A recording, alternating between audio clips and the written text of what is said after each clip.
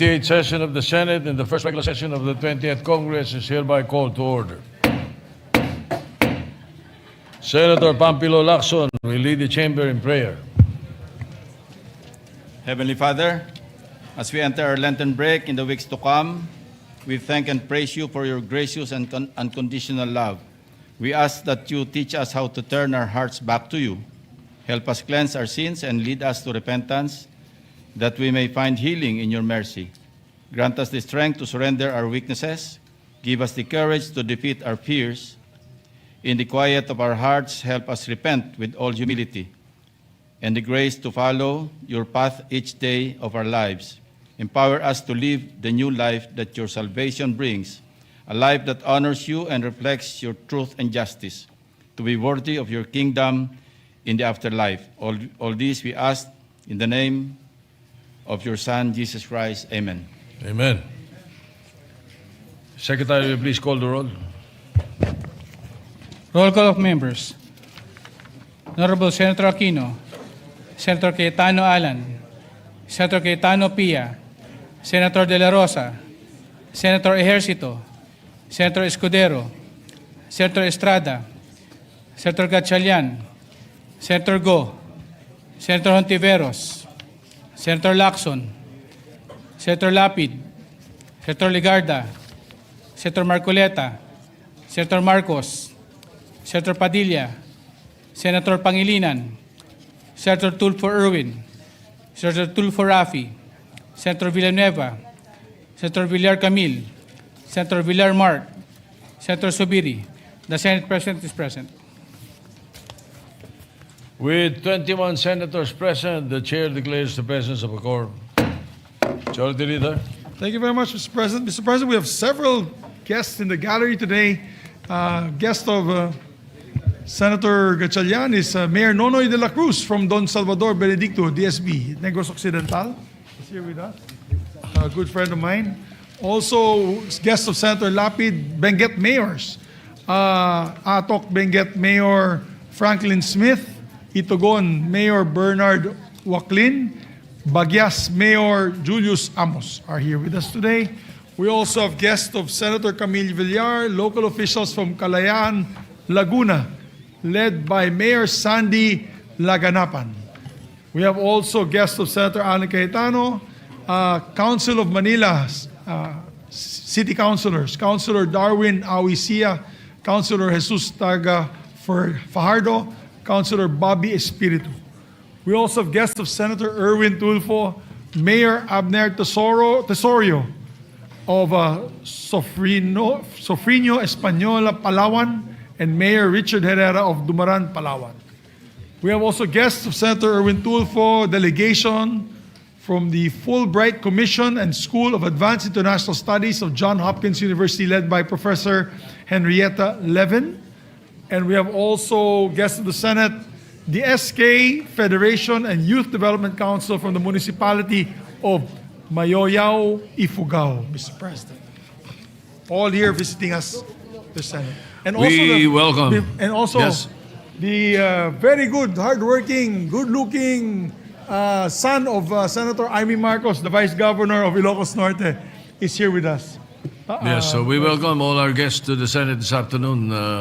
Thank you for joining us. And just for the information of our colleagues and the public, as of 2 minutes ago, 3:39, the House of Representatives has adopted Senate Bill 1982 as an amendment to House Bill 9418. Which bill was that, Mr. President? That's the That forgoes the excise tax. that Okay. forgoes the BICAM. Thank you, Mr. President. Automatically enrolled copy will be sent to the President. All right, Majority Leader. Mr. President, today is Wednesday. It is the last day. I'd like to give priority to our colleagues who want to deliver privileged speeches and avail of the privilege hour, Mr. President, with the permission of the body. May we recognize a distinguished colleague, no other than Senator Mark Villar. Yes, I cannot wait to listen to the first privileged speech of Senator Mark Villar in the 20th Congress. For this Congress. In the 20th Congress, yes. And he's delivering it on the last day. So go ahead. Yes, sir. Senator Mark Villar is recognized. Mr. President, I rise on a matter of personal and collective privilege to raise a public health issue that has permeated to the Philippines for a long time. Rabies. And we have a video that we'd like. Next schedule mo na. Busy nga daw po, sayang naman daw po yung kikitain niya. Hina ang 13 ang gulang na si Jamaica sa ospital. Kung minsan daw kasi ay hindi siya mapakali, nagpupumiglas at hirap ng huminga. 12 oras matapos isugod sa ospital, binawian siya ng buhay. Rabies encephalitis ang sanhi ng pagkasawi ni Jamaica. Sabi raw ni Jamaica, Pebrero pa siya nakagat ng aso. Nakita na raw nila noon ang sugat ni Jamaica sa paa. Bakit kailangan nagsabi ngayon lang na? Sabi niya, sorry mama, sorry ma.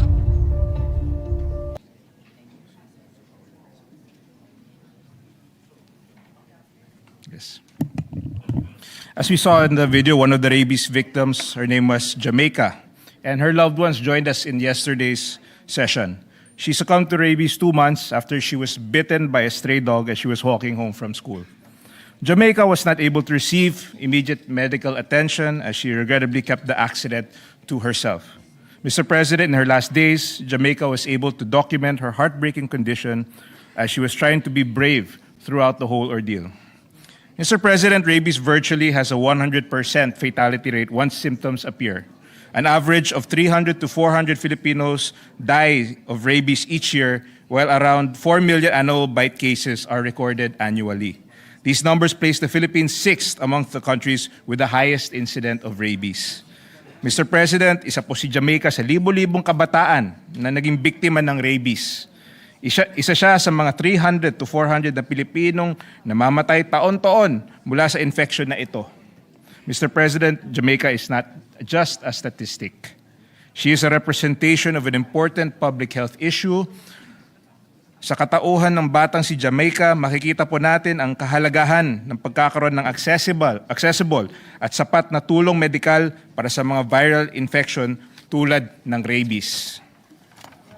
This March, as we observe Rabies Awareness Month, I hope to be a voice for this cause because behind campaigns like this is a haunting and silent reality for families like that of Jamaica's, who suffered from the grim impact of this viral disease.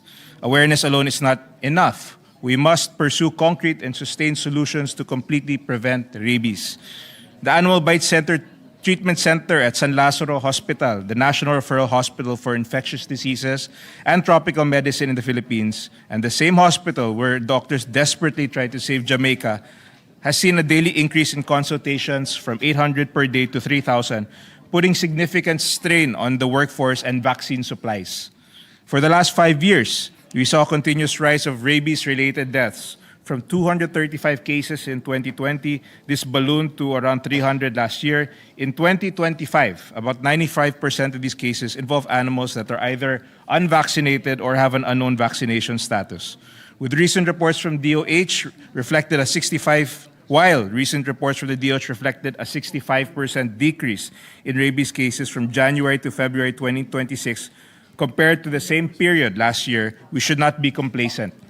While this is a promising indicator of progress, we should complement it with decisive and tangible response.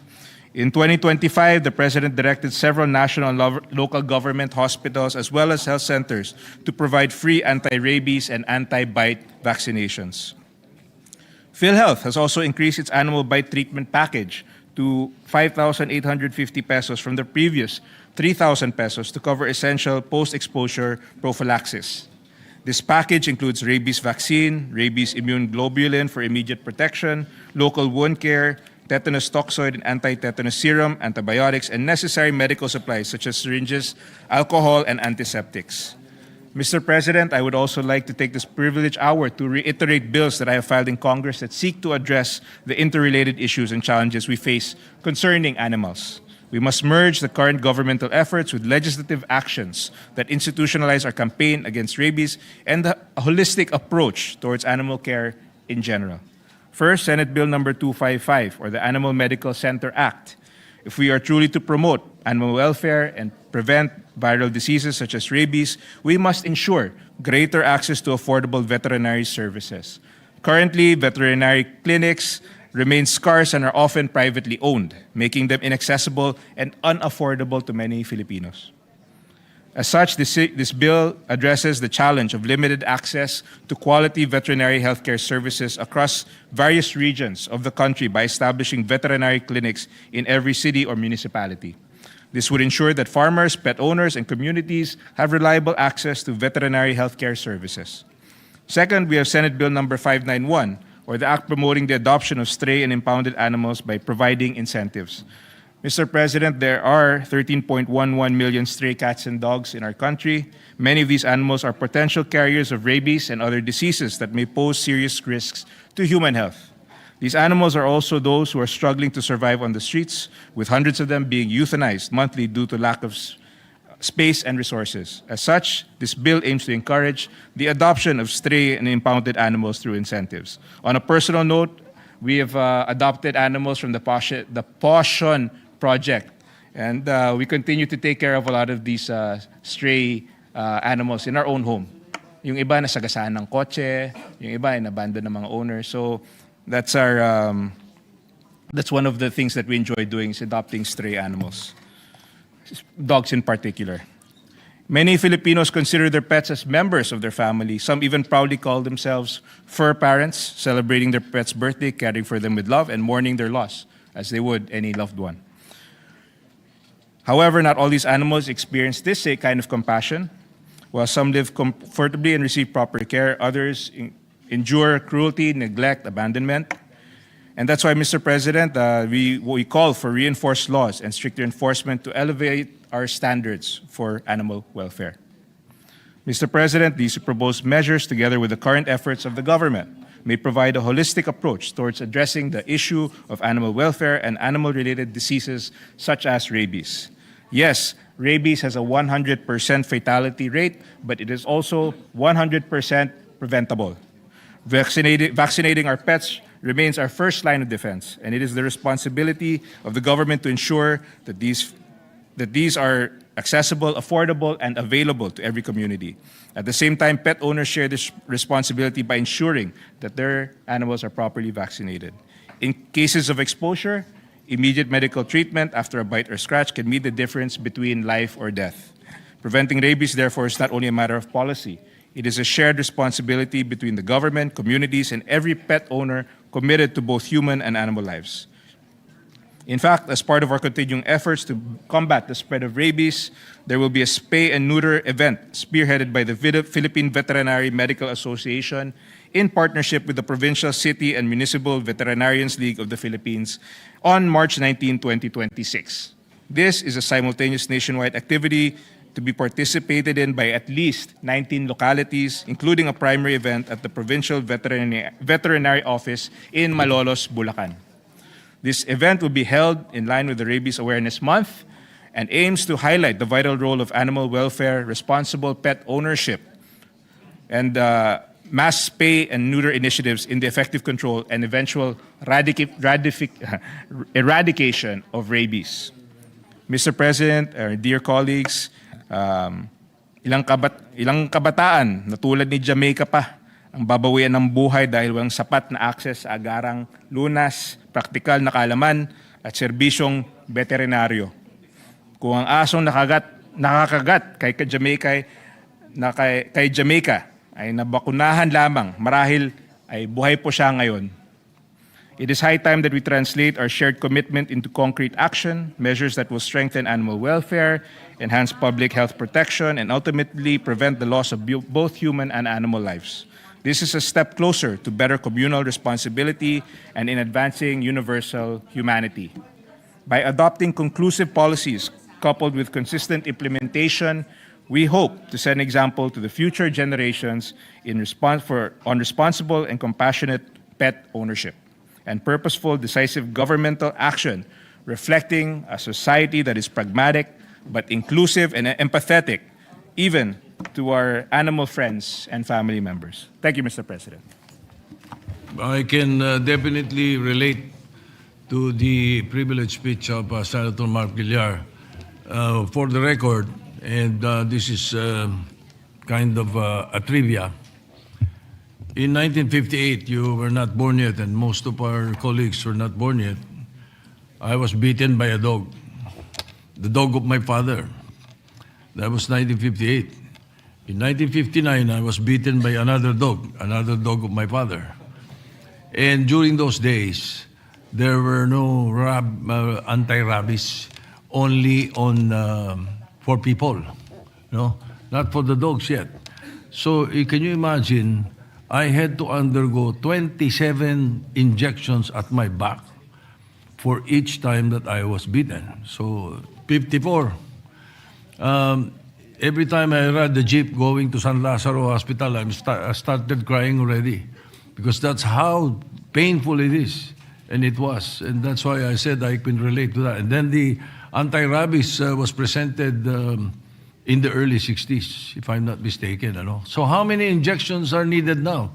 If you are beaten by a dog that has probably Parang less than 10 po. rabies. Ha? Ilan na? Mga 5 siguro. Hindi na po 50, mga 5 lang siguro, 5 or 6. 5. 5 na lang. Doon sa wound mismo. And no longer in the back. Now you know why I don't have dogs for pets. Anyway, my favorite pet is a horse. Anyway, so Senator Mr. Villanueva, President. you recognize. Mr. President, I was going to let you go ahead, but I think my intervention is very aligned with the Senate President. So with the permission of Senator Joel. With the permission, go ahead, Senator Pia Cayetano. Mr. President, I cannot top your story with being injected that many times. But I can top your story in terms of the number of people that had to also get the anti-rabies shot. When I was defending the anti-rabies bill here in the halls of the Senate in the 13th Congress, I don't know, circa 2004 to 2010, somewhere there, maybe 2008, 2009. I was a chairman of the Committee on Health, and I had in my office the WHO representatives, the Veterinarians Association, the DA, because sa kanila ka-under yon, defending the bill on the floor. That's why they were there. I was waiting for my turn. And then I got a call that my daughter was bitten by a dog. So my brother had to rush her, and the problem that we still have now, even though ang first dose is day 0, second dose is day 7. Then you will receive a single dose of a booster shot. There's also a 3-dose schedule. So hindi na kasing dami. Pero syempre, it's still very traumatic. And the problem is, it's not easily available in a health center because I think it's packaged in a bulk. So thankfully, we live in Alabang. Katabi namin yung RITM. Kaya mahal na mahal ko yung RITM na yan. Meron sila doon, pero you cannot go to an average clinic and get a vaccination. Anyway, that's not even the end of my story. Then nag-break, umuwi sa probinsya yung chief of staff ko na nandun, tinatrabaho yung biofuel bill natin. Pagdating niya doon, silang dalawa ng anak niya, nakagat din ng aso. So habang nasa probinsya siya, nag-i-injection din sila. So matindi ho talaga yung anti-rabies issue na yan. And we still have a long way to go. And at that time that I defended it, everybody was saying, ano ba naman yung bill na yan, rabies? That's not a big deal. Tapos may namatay na hapon. Kasi pagpunta niya galing siya dito, pag uwi niya ng Japan, hindi nila ma-figure out kung ano yung problema niya. Kasi wala nang rabies doon. At that time, we are only one of 5 countries that still has rabies. Baka ngayon, one of one na lang tayo. Sana pa wala na rin. I just wanted to share that, Mr. President. Thank you. And again, Senator Mark Villar, thank you very much for your privileged speech. Senator Joel Villanueva is recognized. Thank you, Mr. President. Mr. President, as mentioned by Senator Pia, we cannot top your story about being beaten twice. I wonder, Mr. President, how your mom reacted to your dad having beaten twice and experiencing that much of injections, Mr. President. But anyway, Mr. President, if we can ask some questions, just 1 or 2 questions to the distinguished gentleman from Las Piñas, Senator Villar. This representation would like to state for the record that we are in full support of his privileged speech and his intention to address this big problem, Mr. President, this problem that we have been experiencing for quite a long time. In fact, Mr. President, when I was in the House of Representatives 20 plus years ago, Mr. President, we have been talking about this, and everyone would come up with a vision of a rabies-free Philippines, Mr. President. And since then, there had been like 3 or 4 administrations, Mr. President. 4 na ho na administration. And I don't know, Mr. President, nag-i-improve ba tayo? Okay ba tayo? So, Mr. President, ang tanong ko lang po, actually simple and practical question, and I think the good gentleman from Las Piñas made mention that there are about more or less 13 million stray dogs in the country. Is that the correct figure? Or do we have really a figure, Mr. President, itong mga stray dogs natin? Because how can we say, for example, every administration, Mr. President, I recall, would come up with a plan, Mr. President. Every administration, for the past 4 administrations, I remember, they are planning or coming up with something that in the year ganito, rabies-free Philippines na tayo. But I don't know, Mr. President, until now, I myself, Mr. President, I have a friend of mine na cousin niya, Mr. President, na namatay din po because of rabies. So, may I ask that question to our distinguished colleague, Mr. President? To answer, thank you, Mr. President. To answer your question first is the numbers were given to us by the Bureau of Animal Industries of the Department of Agriculture. So those are their numbers, and at The number is 13. Yes, would be 13 million. Yes. And yes, unfortunately, with regards to rabies, as the good Senator Senator Pia mentioned earlier, most countries are already rabies-free. We have not yet achieved that in the Philippines. In fact, if there's a visitor who comes here, hindi pa nila alam yung rabies dahil wala na talaga sa vocabulary nila yung rabies. But that's why I think it's really awareness. As you said earlier, it's 100% curable. So Yes. siguro magkaroon lang ng mas additional training and awareness, and that's part of the bill. And centers for veterinary health, I think that would be go a long way into eliminating, not just minimizing, pero sana ma-eliminate na itong rabies dahil hindi na talaga halos sa buong mundo wala ng rabies. Sa atin lang meron pa. Yeah. Thank you for that, Mr. President. But still, Mr. President, I'm quite having some reservations when you talk about the figures. For example, the 13 million. How did you actually get the 13 million? I mean, I can see a lot of stray dogs in the streets of Metro Manila, especially in the province. I'm not going to debate or talk about the figures given to our distinguished colleague, but perhaps ask, when you talk about other countries' experiences, Mr. President, what was the turning point, Mr. President, of addressing, and what would you just say, Mr. President, the reason behind the rabies-free communities, Mr. President, for other countries? Yeah, it's a comprehensive solution.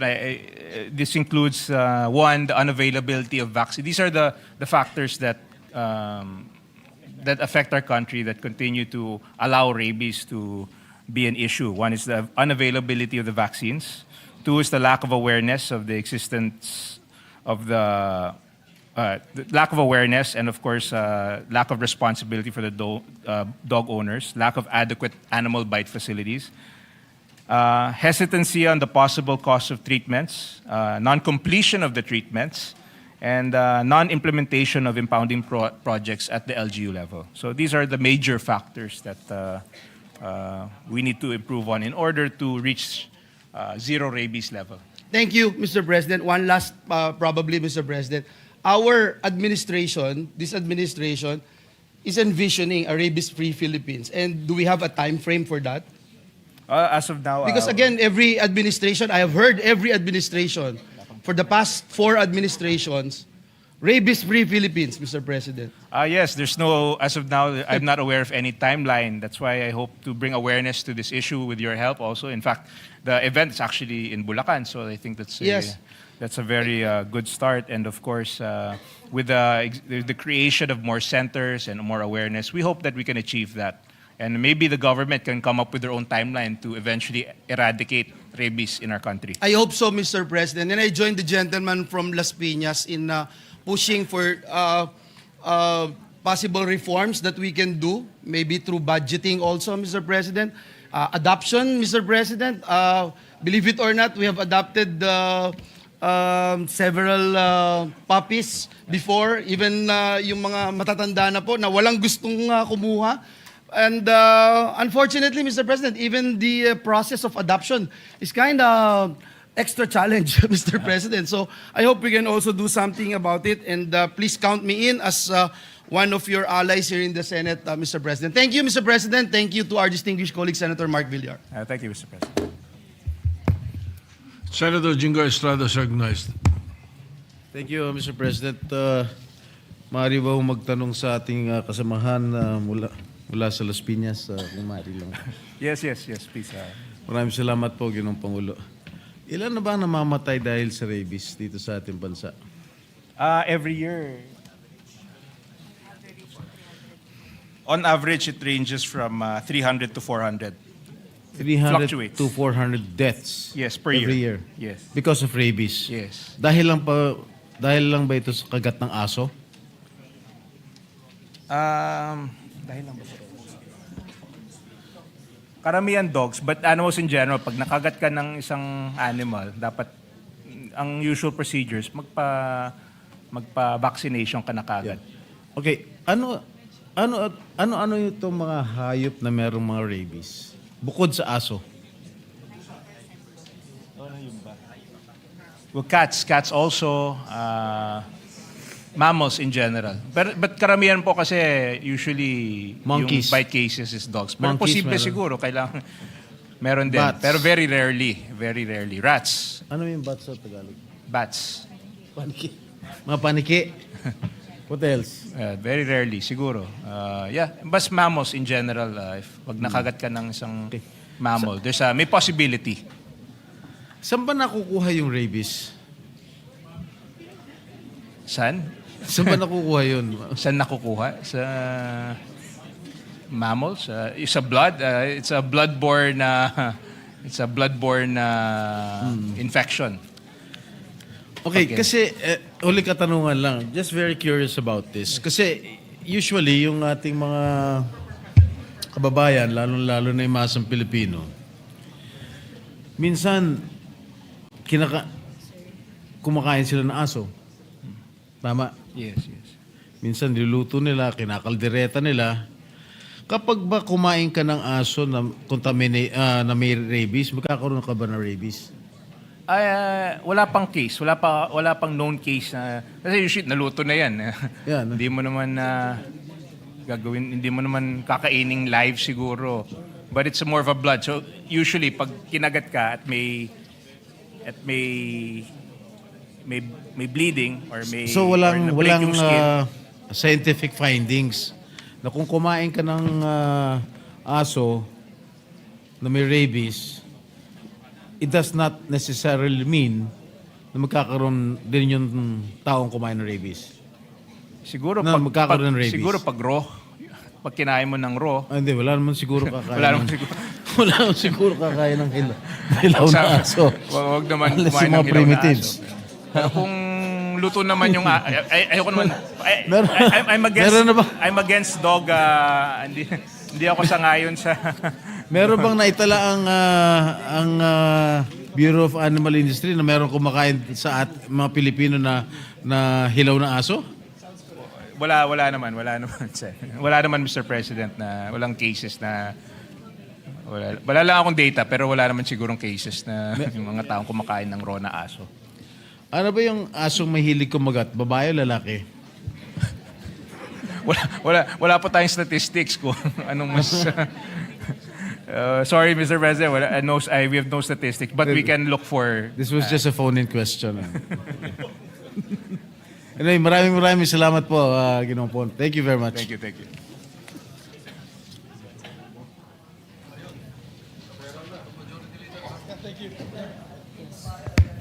Majority Leader.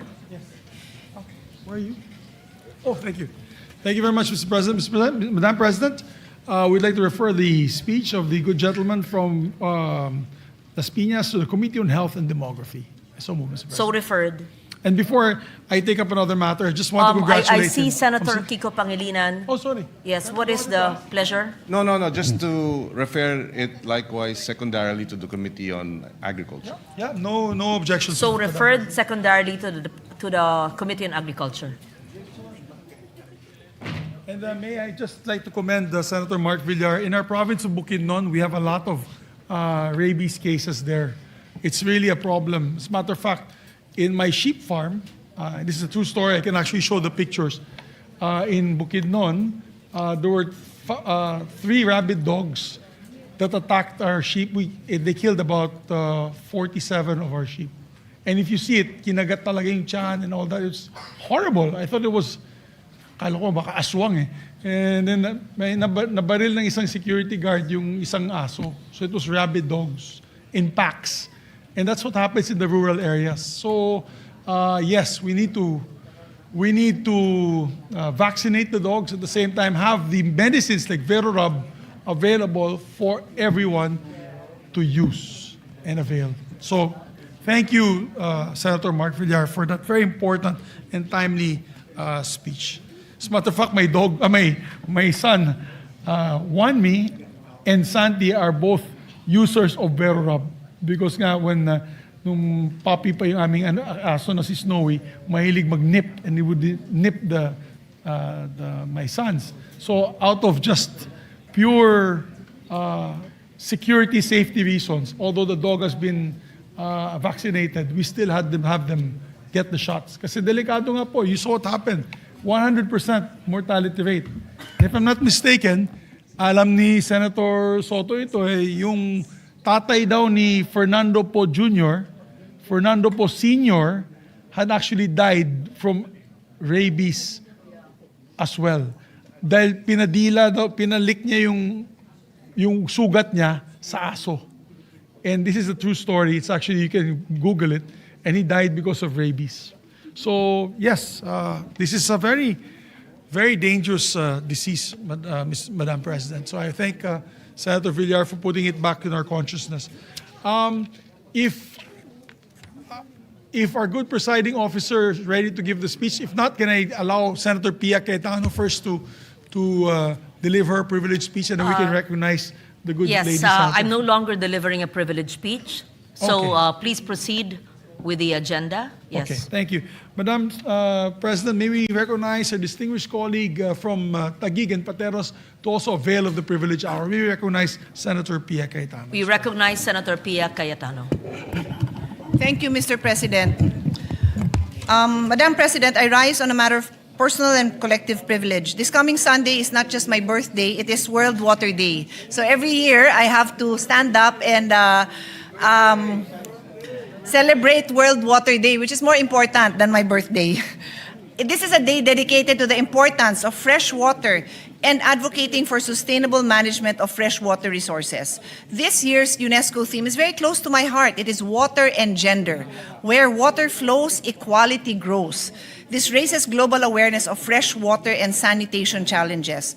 The theme reaffirms that access to safe drinking water and sanitation are fundamental rights and critical enablers of gender equality, directly contributing to sustainable development goals, particularly SDG 5 on gender equality and SDG 6 on clean water and sanitation. Access to safe, affordable, and reliable water is a basic human right and the foundation of health, education, livelihood, and climate resilience. Yet around the world, women and girls still spend hours every day collecting water. This means time taken from them that should have been spent in school, at work, or caring for themselves. The observance also marks the launch of the United Nations World Water Development Report 2025, which calls for transformative action on a water crisis that continues to disproportionately burden women and girls. Key highlights of the report include: only 71% of the global population has access to safely managed drinking water, leaving 2.2 billion people without reliable access. The situation concerning sanitation is worse. 3.5 billion people worldwide lack access to safely managed sanitation, such as septic systems where waste is safely disposed of. Women and girls are disproportionately affected in rural and mountain areas. In the Philippines, we are a water-rich archipelago, but being water-rich does not automatically mean we are water-secure. A 2026 Philippine Institute for Development Studies report highlight that while national access to safe water has reached about 87.7%, 12.4 million Filipinos still lack reliable and safely managed water. The report also stated that fewer than half of the Filipino household have piped water connections at home, while over 300 municipalities are still classified as waterless, with more than half of the residents lacking reliable supply.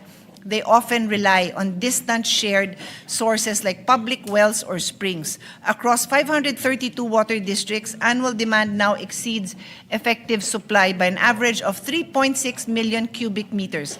This is a structural deficit that threatens both public health and economic growth. Behind these numbers are women and girls. In many rural and marginalized communities, it is still the mother, the daughter, the lola who walks farthest, waits the longest to fetch water, and often the last to drink when supplies run low.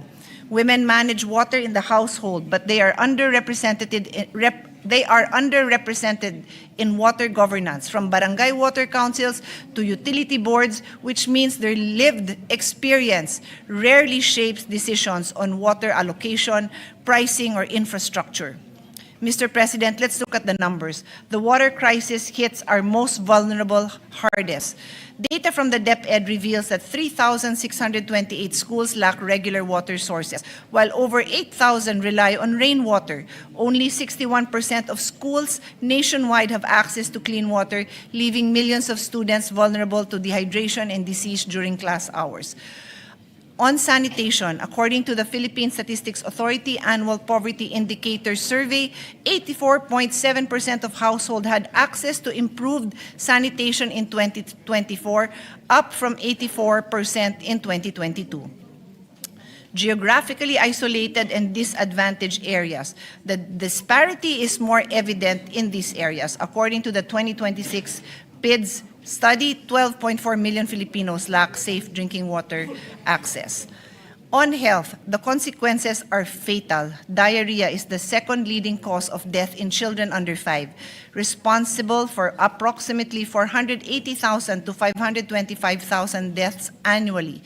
It causes roughly 9% of all child deaths in this age group, with about 1.7 billion cases occurring yearly, mainly driven by the contaminated water, poor sanitation, and malnutrition. And on women, finally, we look at the burden on women. In 2025, the UNICEF and WHO reported 1 in 4 globally lack safe water, with women and girls fetching it in 7 out of 10 households without on-premise supply, spending 200 million hours daily worldwide. And in Philippine rural areas, women travel 2 to 3 hours daily to river or springs during scarcity, risking assault and foregoing education or work. Our recommendations.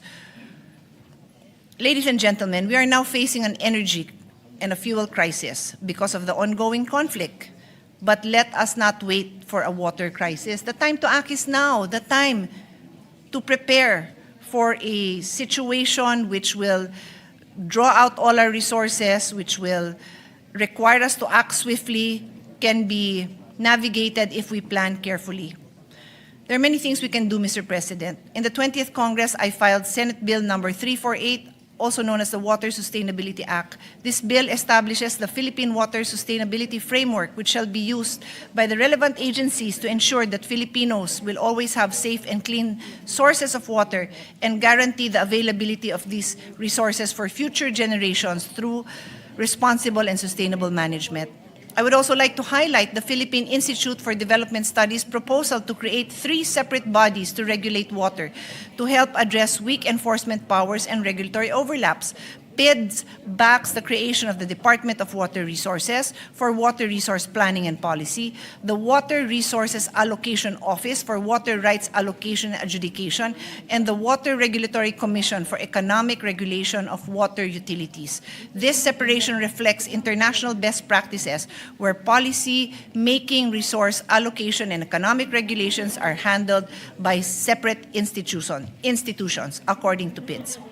We also recommend the launch of a national water literacy and hygiene program campaign targeting schools and workplaces to institutionalize water management and sanitation as a universal civic duty, while specifically debunking the myth of water labor as a female-only task by encouraging men and boys to share the domestic burden of water collection.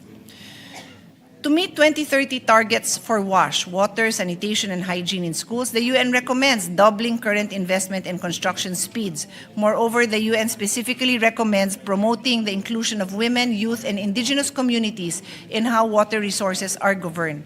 The ASEAN Institute for Peace and Reconciliation discussion emphasized that fostering water diplomacy through ASEAN's cooperative approach can prevent tensions over shared resources, strengthen regional water security, and engage diverse actors beyond state-level discussion. In conclusion, Mr. President and colleagues, water security is not only an infrastructure challenge, it is the foundation of human dignity, public health, and gender equality. Ensuring that clean, affordable, and reliable water flows to every household is more than just a target.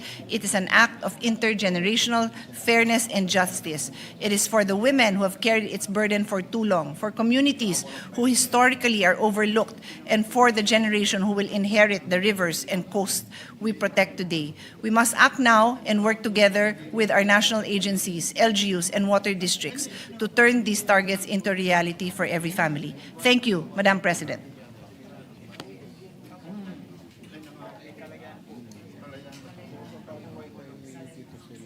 Much, Senator Pia Cayetano. I would like to associate myself with the views on water and sustainability by the good Senator, Chairman of the SDG Committee, and wish her an advance happy birthday on World Water Day. I hope she's listening so she can hear the early birthday greetings.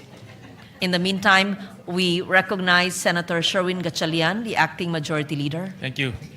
Thank you, Madam President. And likewise, I would like to greet our good Senator an advance happy birthday.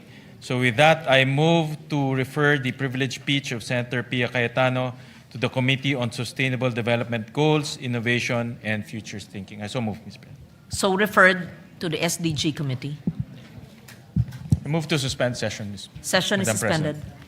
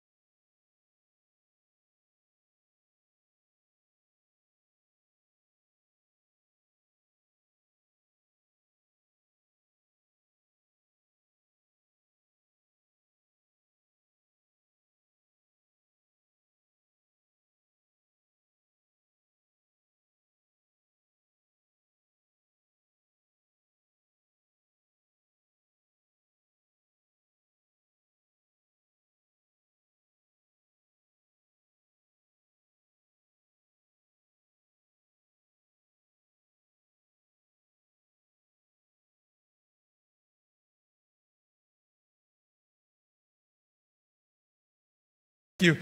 Mr. President, I move that we resume consideration Senate Bill number 1966 under Committee Report number 46. I so move, Mr. President. Any objection? Hearing none, consideration of Senate Bill 1966 is hereby. This is an act institutionalizing the ICE, Mr. President. And may we recognize the sponsor, Senator Erwin Tulfo, for the period of amendments. May we open the period of amendments, Mr. President. Senator Erwin Tulfo is recognized. Thank you, Mr. President. Thank you, Majority Floor Leader. Mr. President, may I introduce my individual amendments to Senate Bill number 1966, to wit, Amendment number 1 on page 2, line 8, before the conjunction "and," insert the phrase "persons of concern," such as asylum seekers, stateless persons, and refugees. I so move, Mr. President. An objection? Hearing none, approved. Amendment number 2 on page 4, line 6, between the words "existing" and "customary," insert the phrase "religious and." I so move, Mr. President. An objection? Hearing none, motion is approved. Amendment number 3, still on page 5, lines 12 to 16. Delete the phrase "which shall cover hospitalization expenses, professional fees, cost of medicines, and other medical treatment or procedures such as implants, common laboratory tests, and diagnostic imaging procedures for any illness or ailment, including postpartum complications and provisions of assistive technology devices," and in lieu thereof, insert the phrase "to pay for hospitalization expenses, other medical treatments or procedures, which includes complicated birthing procedures or high-risk pregnancies, as well as professional fees, purchase of medicines and assistive technology device, goods or other services prescribed by the physician of a health facility." I so move, Mr. President. Is there an objection? Hearing none, motion is approved. And lastly, amendment number 4 is still on page 5, lines 16 and 17. Delete the sentence "a qualified beneficiary may be given assistance based on a hospital bill only once." I so move, Mr. President. Is there an objection? Hearing none, amendment is approved. Those are my individual amendments, Mr. President. Thank you. Thank you. Majority Leader. No more amendments, boss? No more amendments? Are there any more amendments?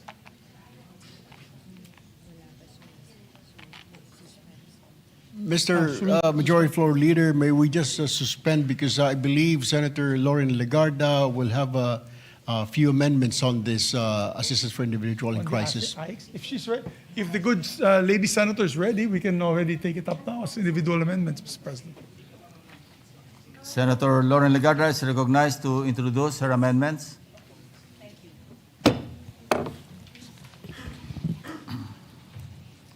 Thank you, Mr. President. With the indulgence of the good sponsor, I would like to propose the following amendments. One, on clarifying that medical assistance under AIX is supplemental or augmentative, assuming that is the correct nomenclature to existing health assistance mechanisms. On page 5, lines 12 to 18, section 4I, after the sentence ending with the purchase of vitamins and aftercare shall not be covered, insert a new sentence to read as follows. Section 4, definition of terms. Medical assistance refers to a qualified beneficiary may be given assistance based on a hospital bill only once.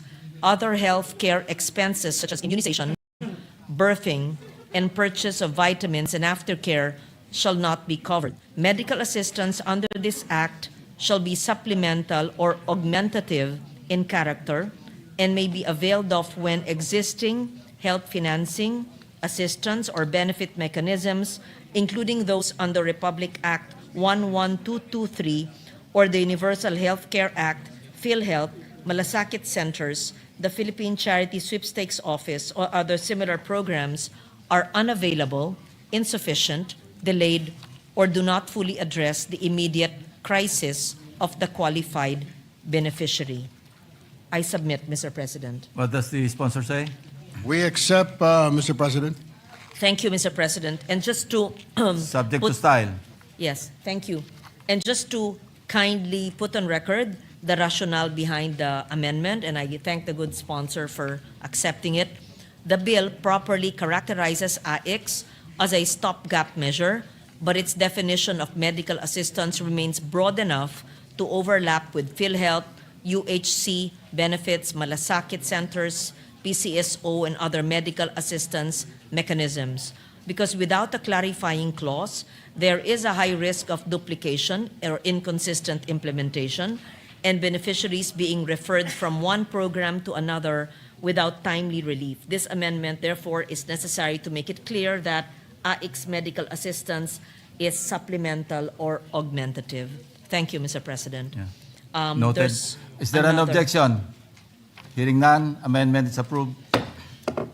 On clarifying the boundary between legitimate LGU coordination and prohibited interference or political involvement. On page 8, lines 9 to 24, and page 8, lines 1 to 6, section 9B, after the phrase during extreme emergencies and disasters, please insert a proviso to read as follows. Section 9, modes of delivery services.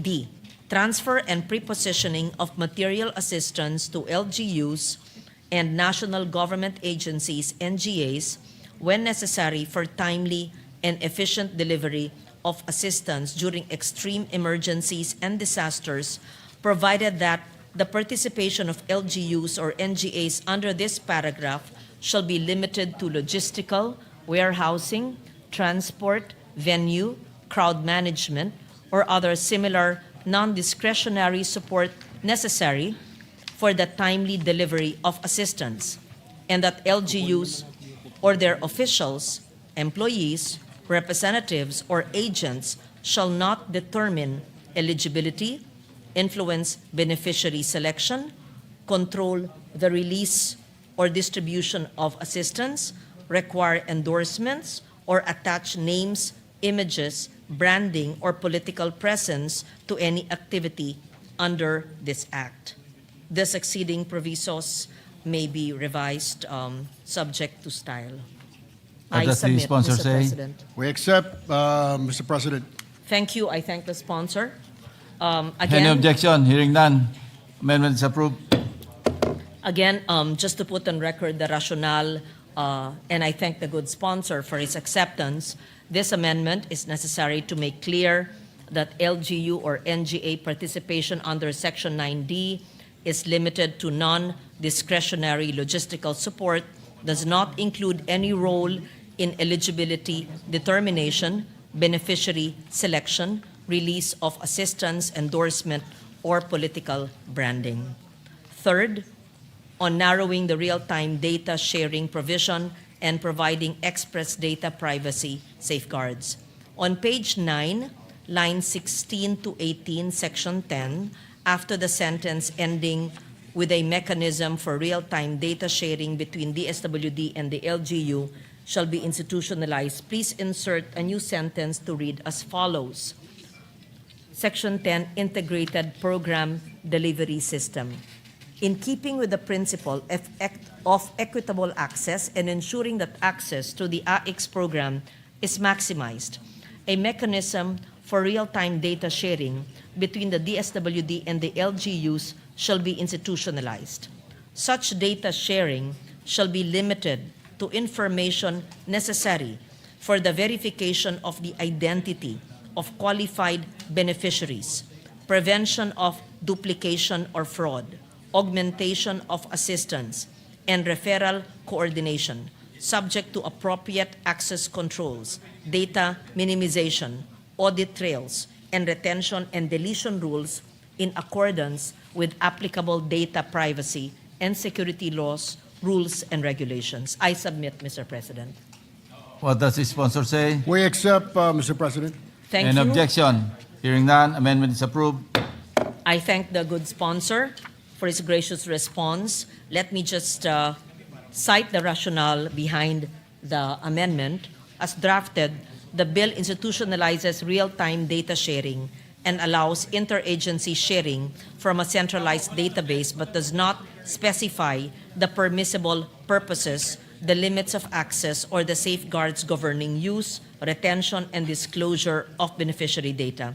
The amendment is necessary to ensure that data sharing is narrowly tailored to legitimate program purposes and supported by clear privacy safeguards. Allow me, Mr. President, to congratulate the sponsor, former Secretary of the Social Welfare Department, for institutionalizing this important government program, and I join him in the passage of this measure and congratulate him as well. Thank you very much. Thank you, Senator Legarda.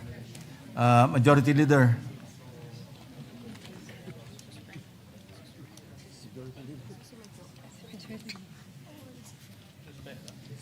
Suspend. Mr. President, there's no more senator who will be amending, so I move to suspend the bill that being discussed. Suspend consideration of the measure. Consideration of Senate Bill 966 is in order. An objection? Hearing none, so suspended. 1 minute suspension, Mr. President. Session is suspended.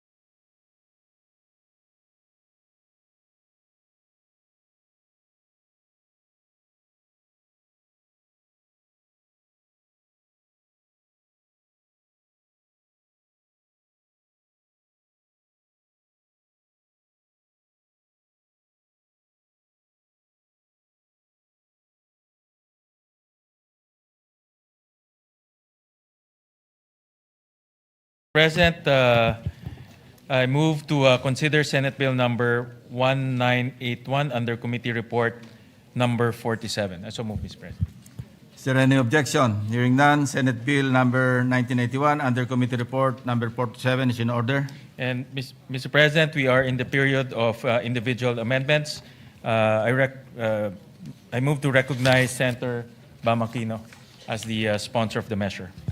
Senator Bamakino is recognized.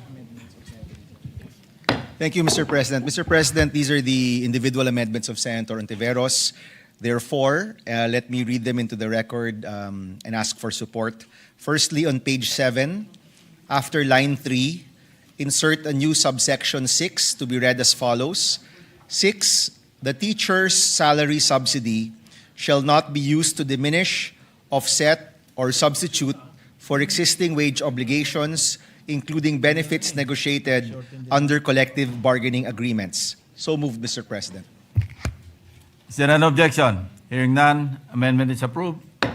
Secondly, Mr. President, on page 7, after line 6, insert a new paragraph to be read as follows: provided that teachers shall have the right to be informed of the assistance extended to them and to participate in the monitoring and verification of the various assistance under this Act. So moved, Mr. President. Is there an objection? Hearing none, amendment is approved. On page 9, after line 26, insert a new paragraph to be read as follows: provided, however, that in cases where the government has failed to reimburse or has only partially reimbursed voucher payments due to a participating private school for a given school year, such school shall have the right to discontinue its participation in the voucher program in the immediately succeeding school year upon due notice to the department and affected students and parents or guardians without prejudice to the completion of obligations for the current school year. So moved, Mr. President. An objection? Hearing none, motion is approved.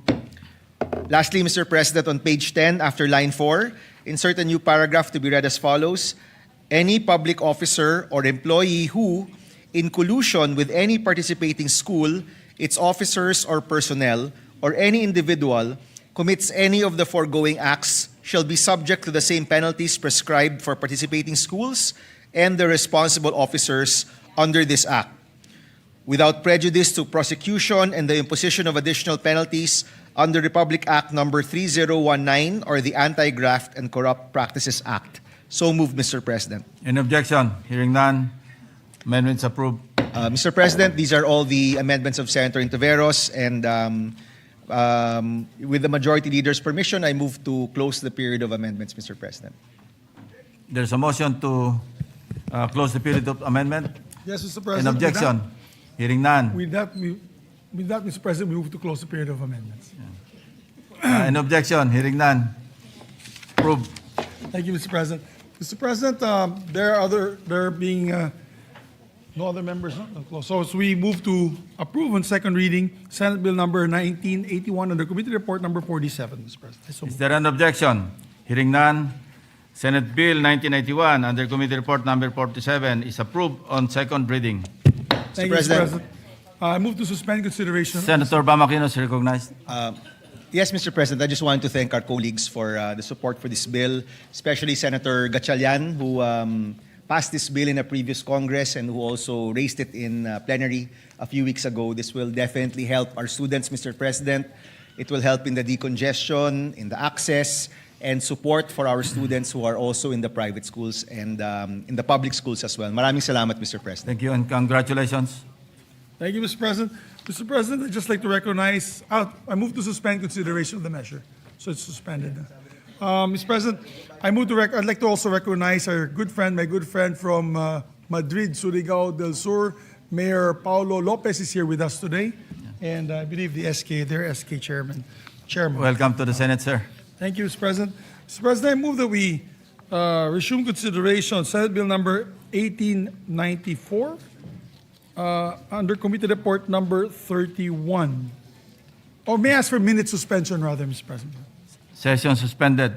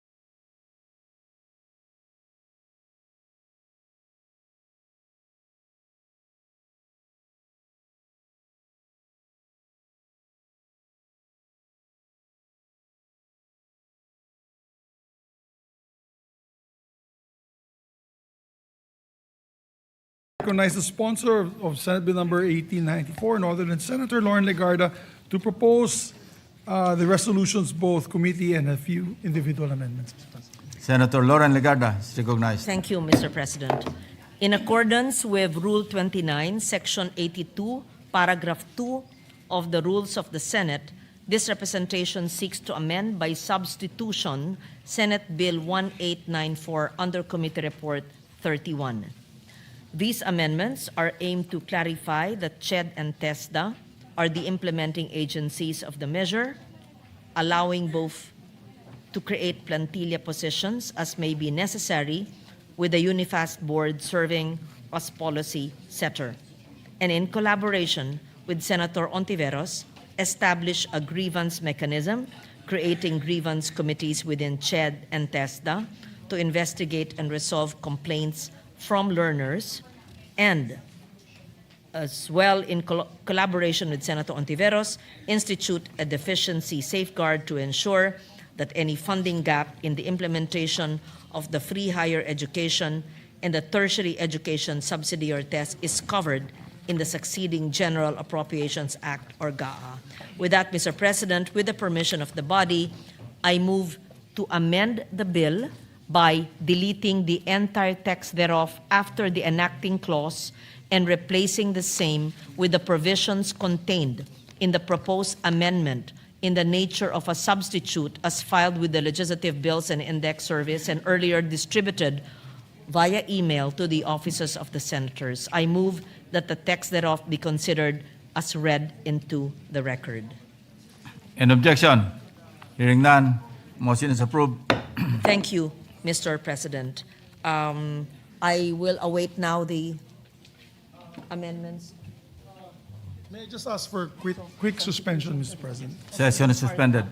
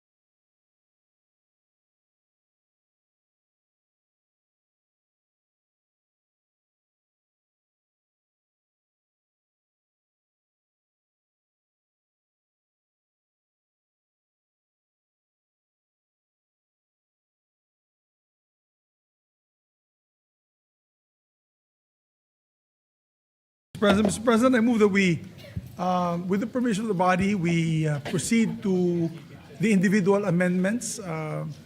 As this is a substitution, amendment by substitution. But the permission of the body, we can proceed to the other amendments that are proposed by our colleagues, and then we can suspend consideration of the measure for them to study the clean copy. Yes. So may we proceed with the individual amendments and recognize Senator Sherwin Gatchalian, Mr. President. Senator Sherwin Gatchalian is recognized.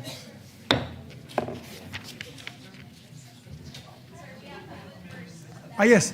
There are no objections earlier, Mr. President, on the amendments by substitution. For the record, you can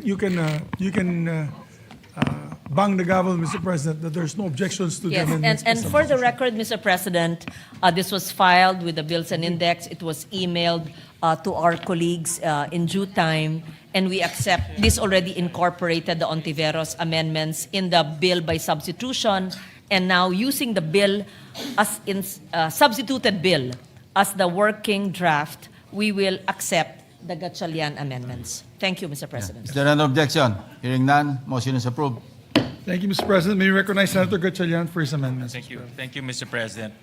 Mr. President, on page 5, line 6, insert the words as start of the sentence Likewise. of the new section 5A without prejudice to the standards imposed for admission and I so move, Mr. President.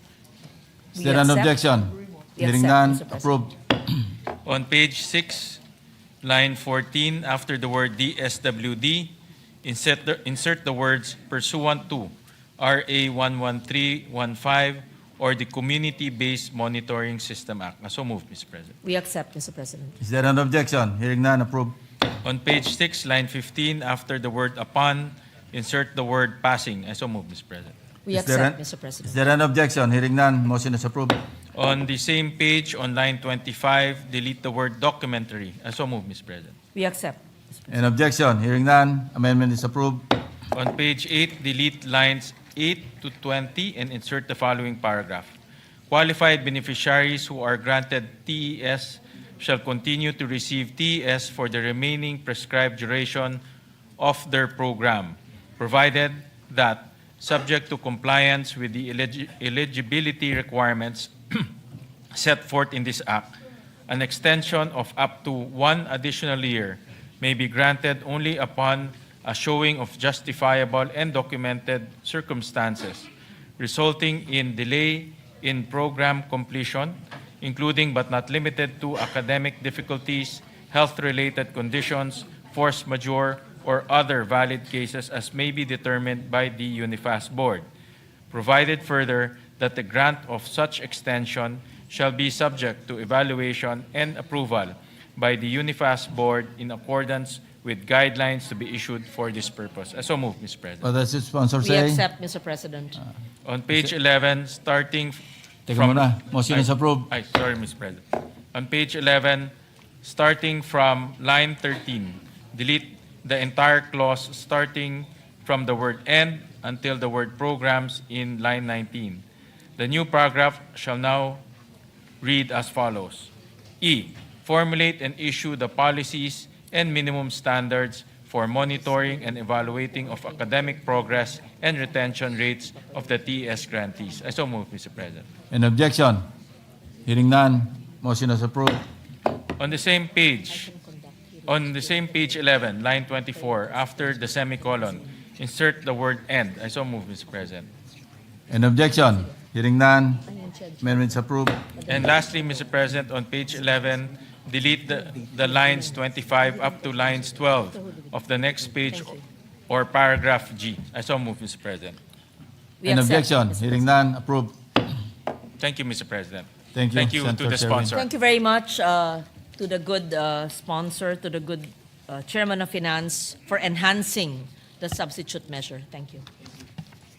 Thank you, Mr. President. Mr. President, allow our colleagues to study the clean copy of all the amendments. I move that we suspend consideration of the same. An objection? Hearing none.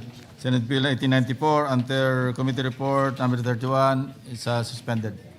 Mr. President, I move to transfer from the calendar of ordinary business to special order Senate Bill number 1990 under committee report number 52.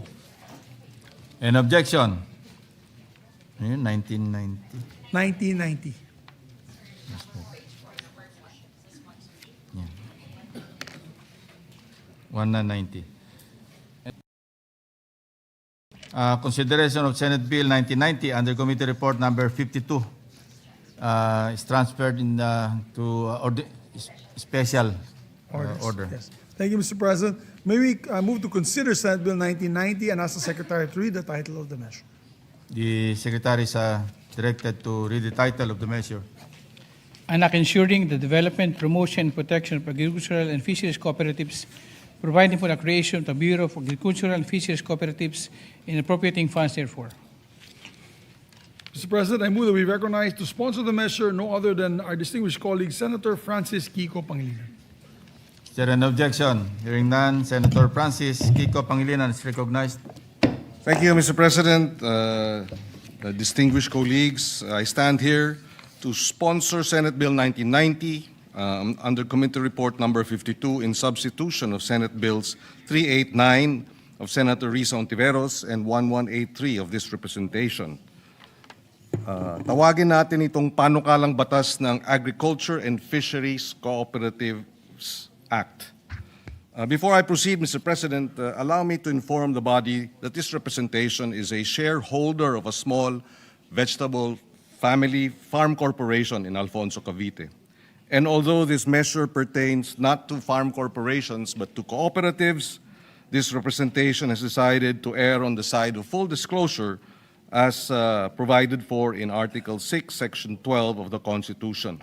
In this connection, Mr. President, may I also request that the letter I forwarded to the Senate President on this matter of full disclosure be considered as, we will submit it, Mr. President, and it be considered as being read into the record. Thank you, Mr. President. Mr. President, this measure, panukalang batas para sa Agriculture and Fisheries Cooperatives Act, nag-uumpisa po ito from a simple but transformative premise. Kung gusto nating ayusin ang ating sistema ng pagkain, kung gusto nating sapat at masustansya ang nasa lahat ng hapagkainang Pilipino, sabi nga po nila, to secure our food, we must first secure our farmers and fisher folk. At para ma-secure ang kanilang kagalingan at kahusayan, kailangan nating maorganisa at mapalakas ang mga magsasaka at mangingisda, lalo na ang kanilang kabuhayan at sa bayanihan na natural lamang na dumadaloy sa ating dugong Pilipino. Tulad sa paghahanda ng palayan, lilinangin natin ang ecosystems ng pagsasaka at pangingisda. The bill builds a full ecosystem in which agriculture and fisheries co-ops can finally deliver on the promise of a strong, empowered army of food soldiers. Let me share 3 features of the bill that seeks to realize our dream for the Philippines to become a food powerhouse. First, the bill brings our legal framework in step with today's value chains, kasama ang mga sumusunod na definisyon ng agri and fisheries co-ops, farmers, fisherfolk, agrarian reform beneficiaries, dairy and community forestry farmers, aquaculture producers at lahat ng kaugnay na sektor. Kasama na ang multipurpose co-ops na pagkain ang pangunahing negosyo. Lahat na nasa value chain, katuwang rin inputs, production, processing, logistics at marketing, pati savings at credit, farm education, agri-tourism, digital agriculture, and climate-resilient safety nets. Dapat mayorya o at least 51% ng mga kasapi ng mga co-op ay nakatala sa registry system for basic sectors in agriculture. Pangalawa, Senate Bill 1990 directly strengthens the financial position of these co-ops and by extension their members. Kapag nakarehistro ang agri at fisheries co-ops, may malinaw na mga tax incentive na nakakatulong sa kanilang paglago. Kabilang na ang exemption sa income tax at VAT, lalo na sa mga transaksyon sa pagitan ng mga membro o kapwa agri-fisheries co-ops na may kinalaman sa sariling produkto o ani. Exempt din sila sa gift at donation taxes, maging sila man ang nagbibigay o tumatanggap at pati ang importation ng makinarya at iba pang kagamitan para sa produksyon ay hindi pinapatawan ng buwis. Dagdag dito, merong tax-deductible donations para sa ating mga farmers and fisher folk co-op. Kapag piso ang dinonate ng personal o real property sa ating mga accredited farmers at fisher folk, maaring mabawasan sa income tax nung donor yung 1 peso and 50 centavos. This way, dadaloy ang kapital, ang pondo, ang infrastruktura, mechanization by way of donations, tax-deductible donations sa ating mga farmers at fisher folk organizations, co-ops. Layunin ng panukala na hikayatin ang pagbuo ng mga federasyon ng mga agri-fishers co-ops. Sandaling magsimula ang inisyatiba, tutulong ang DA at CDA sa pamamagitan ng patnubay sa polisiya at superbisyon upang matiyak ang maayos na pagtatatag nito. Tahasang sinama na rin natin sa panukala ang direktang pagbili ng pamalaan. Ito ang ating Sagip Saka Act. Dinagdag din natin government banks and financial institutions must also extend preferential treatments to loans for agri and fisheries co-ops. Makikipag-ugnayan ang departamento sa Bangko Sentral ng Agrikultura sa Bangko Sentral para mas madali ang requirements ng pangungutang para sa kapital, post-harvest facilities at iba pa. Gusto nating na madali ang access to finance, to credit ng ating organized co-ops. Third and crucially, the bill creates the mechanism to plan, monitor, and measure success, not in vague terms but in metrics. Senate Bill 1990 re-establishes a Bureau of Agriculture and Fisheries Co-ops under the Department of Agriculture. The Bureau will coordinate and implement agri-co-op programs, promote digital platforms, provide technical assistance, and set up local development hubs that can link 500 to 1,000 farmers and buyers and processors. Sa loob ng isang taon, dapat matapos na ng Bureau ang nationwide sustainability mapping. Ito namang mapping ang gagamitin para sa paggawa ng 10-year agri and fisheries co-op development at ng food security master plan. Ang pangunahing policy at planning body ay isang council that is chaired by the Secretary of Agriculture with the Cooperative Development Authority chairperson as vice chair of the council. And the council shall report to Congress every year. Mr. President, at its core, this measure is about putting structure and capital behind something we Filipinos have always had. Hindi lamang po sipag at tiyaga, diskarte at bayanihan. Sa isang banda, imbitasyon ito sa ating mga magsasaka at mangingisda na magbuklod-buklod bilang kooperatiba at pangako rin ito ng Estado na bibigyang gantimpala ang ganitong pagbubuklod. Maikling kwento lang, Mr. President, nakilala ko ang San Nicolas Rice Farmers Association mula sa San Simon, Pampanga noong 2022. Isa silang Rice Farmers Association.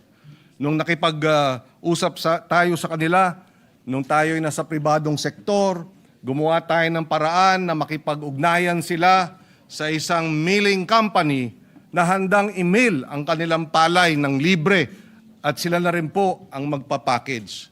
Ngunit ang sagot sa akin nung asosasyon, bilhin na lang daw ang kanilang palay ng mas mataas ang presyo. Dahil daw, hindi naman daw nila kayang ibenta at hindi nila alam paano ibenta ang bigas. Kapag bigas sana ang ibebenta nila, doble na sana ang kita nila. Pero dahil nga walang kapasidad ang kanilang asosasyon, sila'y nananatiling kapos hanggang palay na lamang ang binibenta. Kung merong Bureau of Agriculture and Fisheries Cooperative na tututok sa kanilang kapasidad, hindi na sana ganun ang mangyayari sa ating mga magsasaka. We would also, Mr. President, sa isang banda, imbitasyon ito sa ating mga magsasaka at mangingisda na magbuklod-buklod bilang kooperatiba. At pangako rin ito ng Estado bibigyan nga sila, nagbanggit ko kanina, ng ganitong pagbubuklod. We would like to thank Senators Risa Ontiveros for filing a similar measure, for Senators Erwin and Rafi Tulfo, Bam Aquino, Senator J.V. Ejercito for their participation during the hearings, and to all senators who signed Committee Report number 52, and we seek their support for this immediate passage. In closing, Mr. President, together with the other measure which I will be sponsoring after this measure, Mr. President, we had sat down with President Marcos Jr. 2 weeks ago. We presented this measure as well as the succeeding measure that we are to sponsor, and requested that he certify this as urgent. At the proper time, Mr. President, and he has agreed in principle to do so. These two measures will hopefully address the gaps in the structure of agriculture and fisheries governance in the country, and therefore address the urgent need to fix what's broken in our agriculture and fisheries sector. Maraming salamat at we again urge our colleagues for swift passage of this measure. Thank you. Thank you, Senator Kiko, Majority Leader. Thank you very much, Mr. President. Mr. President, for the record, also Senator Legarda would like to insert her co-sponsorship speech for the record, for this measure. Yeah, an objection, hearing none, approved. Mr. President, I move to suspend consideration of the same to allow our colleagues to study the measure. Consideration of Senate Bill 1990 under Committee Report number 52 is hereby suspended. Mr. President, I move to transfer from the calendar of ordinary business to special order Senate Bill number 1991 under Committee Report number 53. I so move, Mr. President. Any objection? Hearing none, so transferred. Mr. President, I move that we take up Senate Bill number 1991 and ask the Secretary to read the title of the measure. Secretary is hereby directed to read the title of the measure. An act strengthening the national agriculture and fisheries extension system to accelerate agricultural and fisheries development, creating the Bureau of Agricultural Extension and appropriating funds therefore. Mr. President, may we recognize the sponsor, once again, Senator Francis Kiko Pangilinan, to sponsor the measure. Any objection? Hearing none, Senator Francis Kiko Pangilinan is recognized. Thank you, Mr. President, distinguished colleagues. I stand here to sponsor Senate Bill 1991 under Committee Report number 53 in substitution of this representation, Senate Bill 1182. Mr. President, may maikling kwento lang tungkol sa panukalang batas na ito at committee report. Nung ako po ay bumaba sa pwesto noong 2022, ay naging full-time po ako sa aming farm corporation sa Alfonso, Cavite. Sinubukan ko pong i-organisa ang tinatawag na Alfonso Farmers Cluster Group, 300 farmers, vegetable and fruit farmers sa Alfonso, Cavite. Every week, for about 1 year, Mr. President, nagpupulong kami, pinupuntahan ko sila sa kanilang mga sakahan, sa kanilang mga bukid. After 1 year, Mr. President, in fairness, ang Department of Agriculture Region 4A, ang Agriculture and Training Institute, ang Alfonso Municipal Agriculture Office, nagtulong-tulong kami. My farm became the host of a 14-week farm field school. Every week, for 14 weeks, pumupunta ang about 60 farmers sa Alfonso, Cavite para mag-aral ng organic vegetable farming. Matapos ang 14 na linggo, nagbanding na kami ng husto. Talagang kasabay nating kumain, mayroon pa kaming nag-Christmas party, may graduation pa. At in fairness, naroon ang ATI nung 14 na linggo. Nandoon ang DA Region 4. Nandoon din ang Maro. Pero natapos yung 14 weeks, nais nang mag-organisa yung 57 na mga farmers, bumalik na sa 13 Martires ang ATI, bumalik na sa Lipa ang Region 4A, at nung hiningi natin kay Mayor Randy, salamat at ng Maro, ang isang tao lamang para tulungan kaming mag-organisa sa LGU, ang nabanggit sa akin ng LGU, 7 lamang ang kanilang empleyado ng Agriculture Office ng local government hindi makapagbigay ng kahit isang dedicated staff para maorganisa ang 57 willing farmers. Yan po ang nangyayari sa iba't ibang parte ng ating bansa dahil kulang ang presensya ng Department of Agriculture sa grassroots. Kaya po itong an act strengthening the National Agriculture and Fisheries Extension System to accelerate agriculture and fisheries development and appropriating funds therefore seeks to address precisely that serious and wide gap in terms of governance, agriculture governance sa bansa. Kulang na kulang ang staff, kulang na kulang, napakalayo ng tanggapan sa amin sa Region 4A. Ako'y nasa Alfonso, Cavite, nasa Lipa. 2 oras kalahati, papunta pa lamang. 2 oras kalahati, pabalik. Kaya po, hindi po kaya harapin yung araw-araw na mga pangangailangan ng suporta ng ating mga magsasaka. Mabibilang ang mga expert para sa palay, mais, baboy, gulay, manok, isda, high-value crops. At sila rin ang gumagawa ng lahat ng mga report, itong ating mga extension workers sa regional. At sasagot sa lahat ng mga tanong, madalas galing pa sa sariling bulsa ng ating mga extension workers ang kanilang pamasahe, pagkain tuwing sila ay bibisita sa bukid o sa baybay dagat.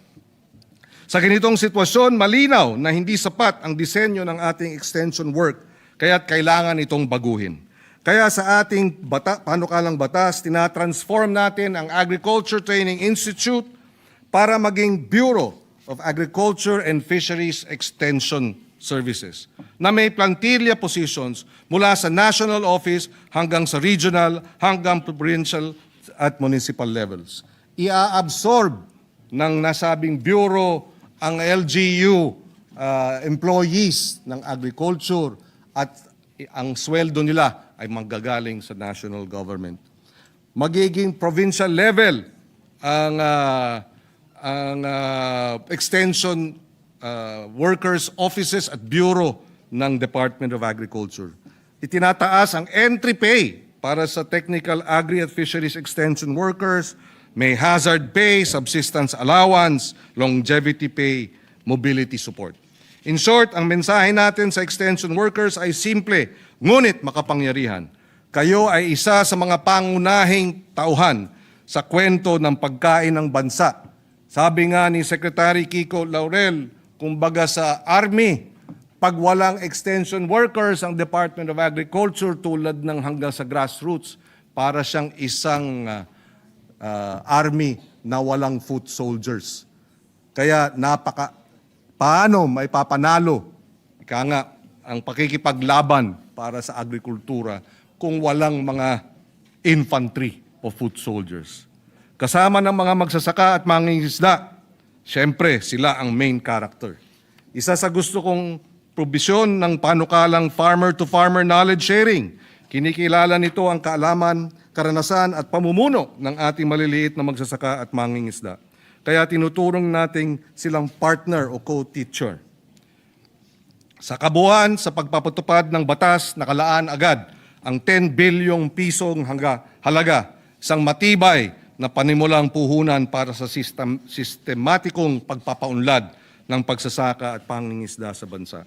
Puhunan para sa pagtaas ng kita kapag magkaroon ng maalam na patnubay tungkol sa binhi, kasanayan sa post-harvest issues at kung ano pang mga usapin. Dahil kapag natulungan mag-organisa ng mga kooperatiba, ang naturang mga basic agribusiness at value-adding na ikonekta sa mga programa tulad ng Sagip-Saka at maging sa mga matitinong traders. Bubuti ang farm gate prices, tataas ang kita ng ating mga magsasaka at mga nagpapakain sa atin. Sa puhunan din ito para sa pang-angkop sa climate change. Puhunan din ito. Kapag naturuan ng climate smart agriculture technologies through extension services down to the grassroots, tamang paggamit ng insurance at iba pa, bababa na ang pagkalugi tuwing bagyo, baha, pagkapeste at pagtuyot. Puhunan ito para sa sistematikong pagpapalago ng sistema ng pagkain. Kapag nabuo at napatupad ang isang 10-year roadmap na malakas ang ugnayan sa mga state universities and colleges, LGUs at maging sa private sector, mawawala na ang pagkawatak-watak at tutungo na sa sistemang tutok at maayos.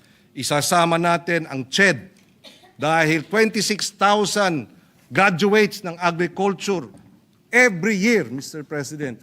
At kinakailangan matap ito dahil every year din sa senior year ng ating mga OJT, required din silang pumunta sa mga magsakahan. Kaya pag may extension services na bureau, makikipag-ugnayan sa CHED, matatap natin ang ating 26,000 graduates and 26,000 plus mga estudyante na tutulong sa extension workers. Matututukan na ang pangangailangan at suporta ng ating mga magsasaka at mangingisda. Kaya Mr. President, ito po ay isa pang structural reform sa Department of Agriculture na kinakailangan nating ayusin. In the end, Mr. President, when I was Food Security Secretary in 2014 and 2015, the country was importing $10 billion worth of agriculture products. Today, 10 years later, we are importing double, $20 billion worth of agriculture products. It is not right. We have to correct, Mr. President, the broken system of agriculture and fisheries in the country. Mahirap pa rin ang ating mga magsasaka. Baon pa sa utang. Puro import pa ang nangyayari sa ating pagkain. Kaya these twin structures, Mr. President, these twin measures that will restructure the Department of Agriculture and Fisheries, Mr. President, I believe is the way forward. With the support of our colleagues and its swift passage, we are on the road to addressing the challenges of agriculture modernization and fisheries modernization in the country. Maraming salamat, Mr. President. Thank you, Senator Pangilinan. Majority Leader. Thank you, Mr. President. Thank you, Mr. President. To allow our colleagues to study the measure, further move to suspend consideration of the same. Consideration of Senate Bill 1991 under Committee Report Number 53 is suspended. Mr. President, I move to transfer calendar of ordinary business to special order. Senate Bill number 70 under Committee Report number 55. I so move, Mr. President. Is there an objection? Hearing none, so transferred. Thank you, Mr. President. To co-sponsor the measure, we'd like to recognize Senator Rodante. Oh, my apologies, Mr. President. I withdraw that motion and move for the reference of business. Is there an objection? Hearing none, approved.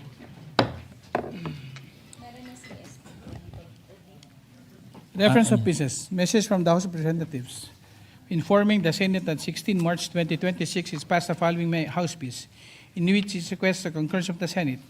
House Bill number 1006 titled An Act Establishing an Inspection Office of the Maritime Industry Authority in the municipality of Nasipit, province of Agusan del Norte, and appropriating funds therefore.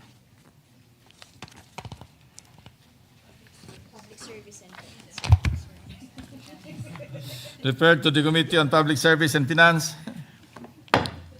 3492, Anak increasing the bed capacity of the Cotabato Regional Medical Center in the city of Cotabato, province of Maguindanao del Norte, from 600 to 1,000 beds and appropriating funds therefore. Referred. 8239, Anak establishing the municipality of Moncayo, province of Davao de Oro, a multi-specialty general hospital to be known as the Davao de Oro Multi-Specialty Hospital and appropriating funds therefore. And 8342, Anak renaming the Soc Sargent General Hospital in the municipality of Sorala, province of South Cotabato, to Soc Sargent Regional and Medical Center, increasing its bed capacity from 75 to 1,500 beds, upgrading its professional health care services and facilities, authorizing the increase of its medical personnel and appropriating funds therefore. Referred to the Committees on Health and Demography and Finance. 8360, Anak mandating government agencies and local government units to allocate at least 25% of their budget for furniture and fixtures for products made of certified engineered bamboo and other bamboo-based commodities. Referred to the Committee on Finance. 8463, anak establishing a maritime industry authority regional office in Balanga City, province of Bataan, and appropriating funds therefore. Referred to the Committees on Public Services and Finance. 8464, anak abolishing the travel tax. Referred to the Committees on Ways and Means, Tourism and Finance. 8468, anak adopting and regulating the use of digital payment systems for government financial transactions and all merchants. Referred to the Committees on Banks, Financial Institutions, and Currencies and Finance. 8470, anak upgrading the Butuan Medical Center in the city of Butuan, province of Agusan del Norte, into a level 3 hospital to be known as the Butuan General Hospital and appropriating funds therefore. 8471, anak establishing in the municipal of Ipil, province of Zamboanga, Sibugay, a level 3 general hospital to be known as the Zamboanga Sibugay Medical Center and appropriating funds therefore. 8472, anak upgrading the Bukidnon Provincial Hospital in the municipality of Maramag, province of Bukidnon, into level 3 general hospital to be known as the Bukidnon General Hospital and appropriating funds therefore. 8473, anak establishing the municipality of Malangas, province of Zamboanga, Sibugay, a level 3 general hospital to be known as the Malangas Medical Center and appropriating funds therefore. 8474, anak upgrading the Rojas Memorial Provincial Hospital in Barangay Lanot, City of Rojas, province of Capiz, into level 3 general hospital to be known as the Capiz Medical Center and appropriating funds therefore. And House Bill numbers 8475, anak establishing in the municipality of Pontevedra, province of Capiz, a level 3 general hospital to be known as the Capiz General Hospital and appropriating funds therefore. To the Committees on Health and Demography and Finance. 8476, anak expanding the coverage of tertiary education subsidy, amending for the purpose of Public Number 10931, otherwise known as the Universal Access to Quality Tertiary Education Act, and putting funds therefore. 8477, anak institutionalizing the Presidential Merit Scholarship Program, integrating the Bagong Pilipinas Merit Scholarship Program into national framework to support top-performing students, and putting funds therefore. To the Committees on Higher, Technical, and Vocational Education and Finance. Resolutions. Resolution number 349, directing the appropriate Senate committee to conduct an inquiry in the legislation on the effects of undertaking of government agencies to ensure prudent fiscal management in the implementation of Republic Number 12314 of the 2026 General Operations Act in light of the Middle East conflict by Senator Gatchalian. To the Committee on Finance. 350, resolution creating an ad hoc committee to proactively address the issues and challenges that the country is facing as a result of in relation to the ongoing conflict between the United States, Israel, and Iran that significantly impacted the oil-producing countries in the Middle East, within the view of establishing a national consensus for a clear, coordinated, and comprehensive contingency plan to address the socioeconomic crisis and prevent stagnation of the economy by Senator Soto III, Zubiri, and Cayetano AP. Committee on Rules. Committee reports. Committee report number 54, prepared and submitted by the Committee on Urban Planning, Housing and Resettlement on Senate Bill number 1992 with Senator Estrada and Escudero as authors thereof titled, An Act Enhancing the Capacity of Government to Implement Socialized Housing Projects by Improving and Nationalizing Land Acquisition and Utilization, amending for the purpose certain provisions for Republic number 7279, otherwise known as the Urban Development and Housing Act of 1992, recommending its approval in substitution of Senate Bill number 934 by Senator Escudero. The calendar for ordinary business. 55, submitted jointly by the Committees on Urban Planning, Housing and Resettlement, and Justice and Human Rights on Senate Bill number 70, introduced by Senator Marcoleta, titled, An Act Exempting the Underprivileged and Homeless from the Required Payment of Supersedious Bond to perfect an appeal in relation to ejectment cases filed against them, amending for the purpose Republic number 7279, otherwise known as the Urban Development Housing Act, recommending its approval with amendments by Senator Escudero. Calendar for ordinary business. Majority Leader. Thank you very much, Mr. President. Mr. President, with that, I move to transfer from the calendar of ordinary business to special order Senate Bill number 70 under Committee Report number 55. Is there an objection? Hearing none. Senate Bill number 70. So transferred. Secretary will please read the title of the measure. An act exempting the underprivileged and homeless from the required payment of subsidious bond to perfect an appeal in relation to ejectment cases filed against them, amending for the purpose Republic number 7279, otherwise known as the Urban Development Housing Act. Thank you, Mr. President. May we recognize to co-sponsor the measure Senator Rodante Marcoleta. Is there an objection? Senator Rodante Marcoleta is recognized to sponsor the measure. Thank you, Mr. President. Mr. President, I rise to co-sponsor Senate Bill number 70 under Committee Report number 55, a measure that seeks to uphold one of the most fundamental principles of justice, that access to courts must not depend on one's capacity to pay, but on the merits of one's cause. First of all, Mr. President, I'd like to thank the sponsor, Senator Chis Escudero, whose sponsorship speech he wishes to be inserted into the records, for supporting and sponsoring this bill. This measure addresses a harsh and often overlooked reality faced by our most vulnerable sectors, the underprivileged and the homeless, when they are subjected to ejectment proceedings. Thus, the bill I authored seeks to exempt the underprivileged and the homeless from the required payment of supersedeas bond in perfecting appeal in relation to ejectment cases filed against them. For families already struggling to survive, for individuals with no stable sources of income, and for the homeless with no means at all, the requirement to post a supersedeas bond becomes an insurmountable barrier, which is not merely a procedural requirement, but a denial of the right to appeal. Mr. President, in most cases, families facing eviction are unable to pursue legitimate remedies because they cannot afford to pay the bond required to stay the execution of judgment while their appeal is pending. This measure seeks to correct that injustice.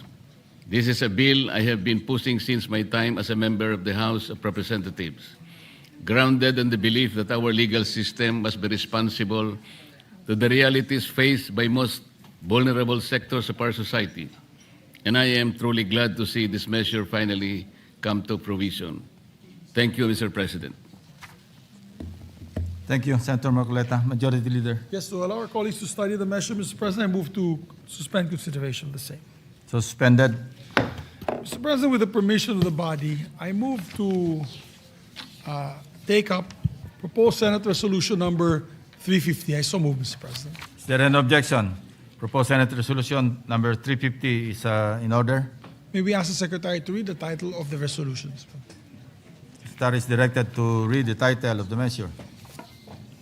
Resolution creating an ad hoc committee to proactively address the issues and challenges that the country is facing as a result of in relation to the ongoing conflict between the United States, Israel, and Iran that significantly impacted the oil-producing countries in the Middle East. Within the view, establishing a national consensus of clear, coordinated, and comprehensive contingency plan to address the socio-economic crisis and prevent stagflation of the economy. Mr. President, on the part of the minority, we move to recognize to co-sponsor the said measure no other than Senator Rodante Marcoleta, Mr. President. Is there an objection? Senator Rodante Marcoleta is recognized. Thank you, Mr. President. Mr. President, I rise to co-sponsor Senate Resolution number 350, creating an ad hoc committee to be known as Proactive Response and Oversight for Timely and Effective Crisis Strategy, or PROTEC. A timely and necessary measure to proactively address the issues and challenges we face as a result of and in relation to the ongoing conflict involving the United States, Israel, and Iran. This resolution is anchored on a simple yet urgent principle: preparedness over reaction. At a time when global tensions are escalating and uncertainties ripple across regions, we are reminded that the Philippines, although geographically distant, is by no means insulated from the social and economic impacts of international conflicts.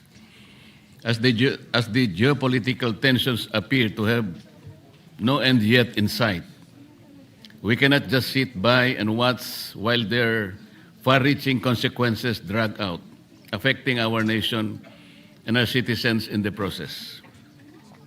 The volatility in the Middle East, particularly in oil-producing countries, poses a direct threat to our energy security, price stability, and overall economic resilience.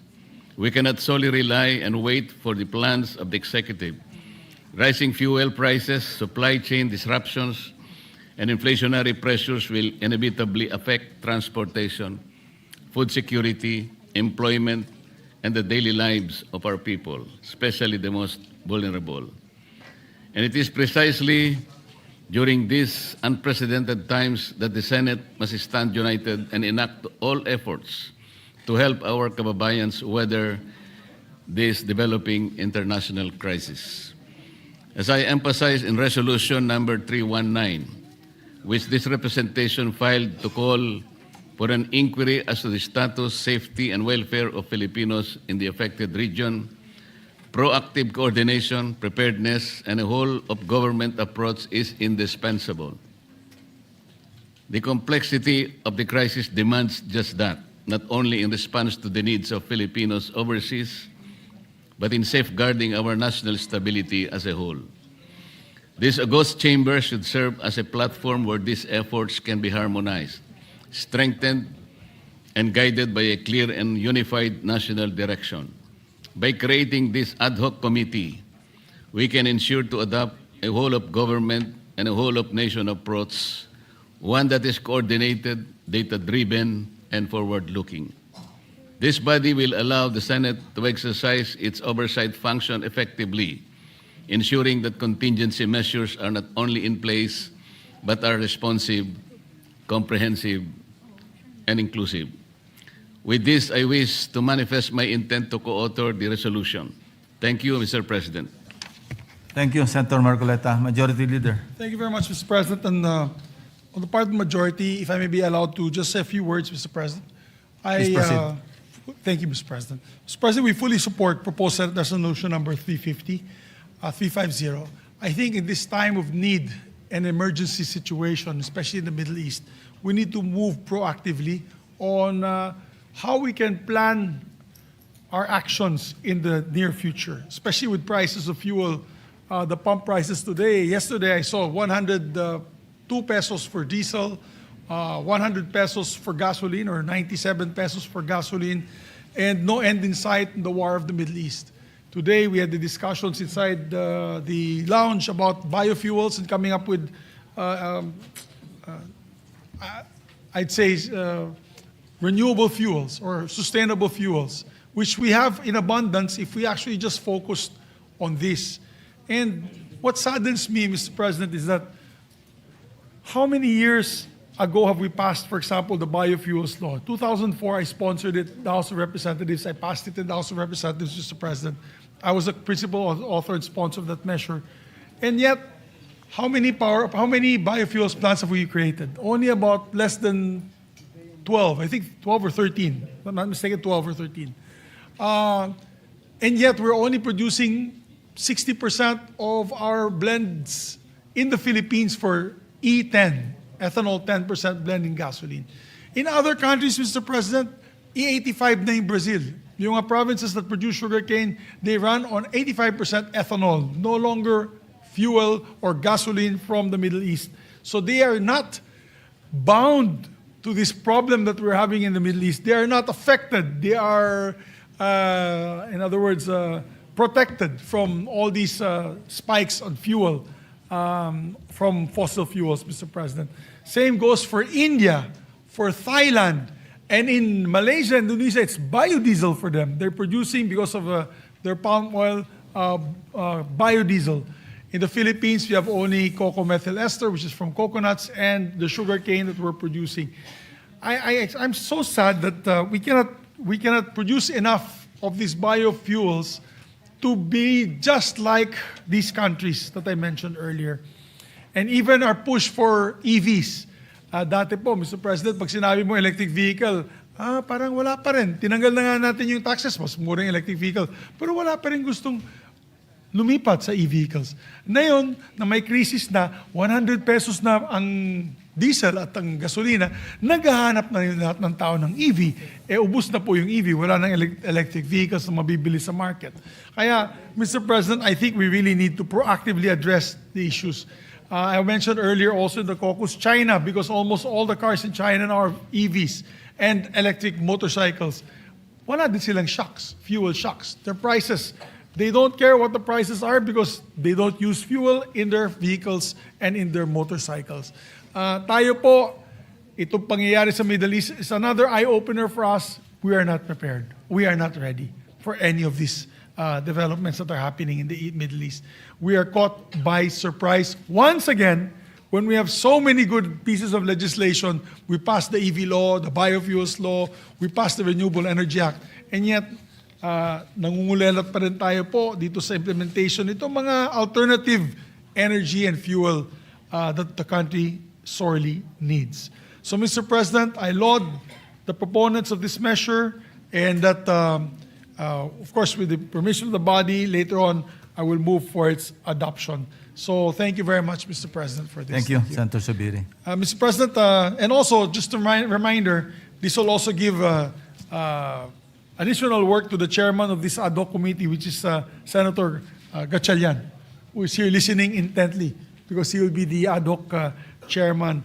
And hopefully when we adopt this, Mr. President, he can right away call for hearings and meetings to allow the chamber to help come up with solutions on these problems. So thank you again, Mr. President. What is the pleasure of Senator Villanueva? Yes, I think he likes to also co-sponsor the measure, Mr. President. Senator, is there an objection? Hearing none, Senator Villanueva is recognized. Thank you, Mr. President, distinguished Majority Leader. Mr. President and esteemed colleagues, a blessed afternoon.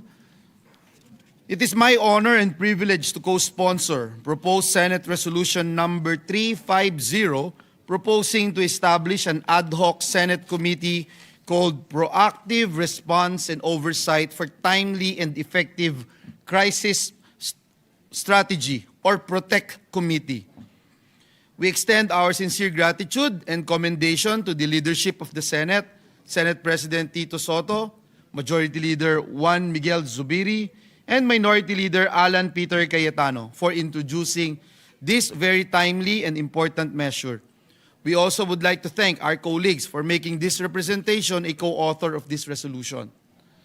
At first glance, Mr. President, this measure speaks of geopolitics, of conflict in faraway regions, and of disruptions in global energy markets.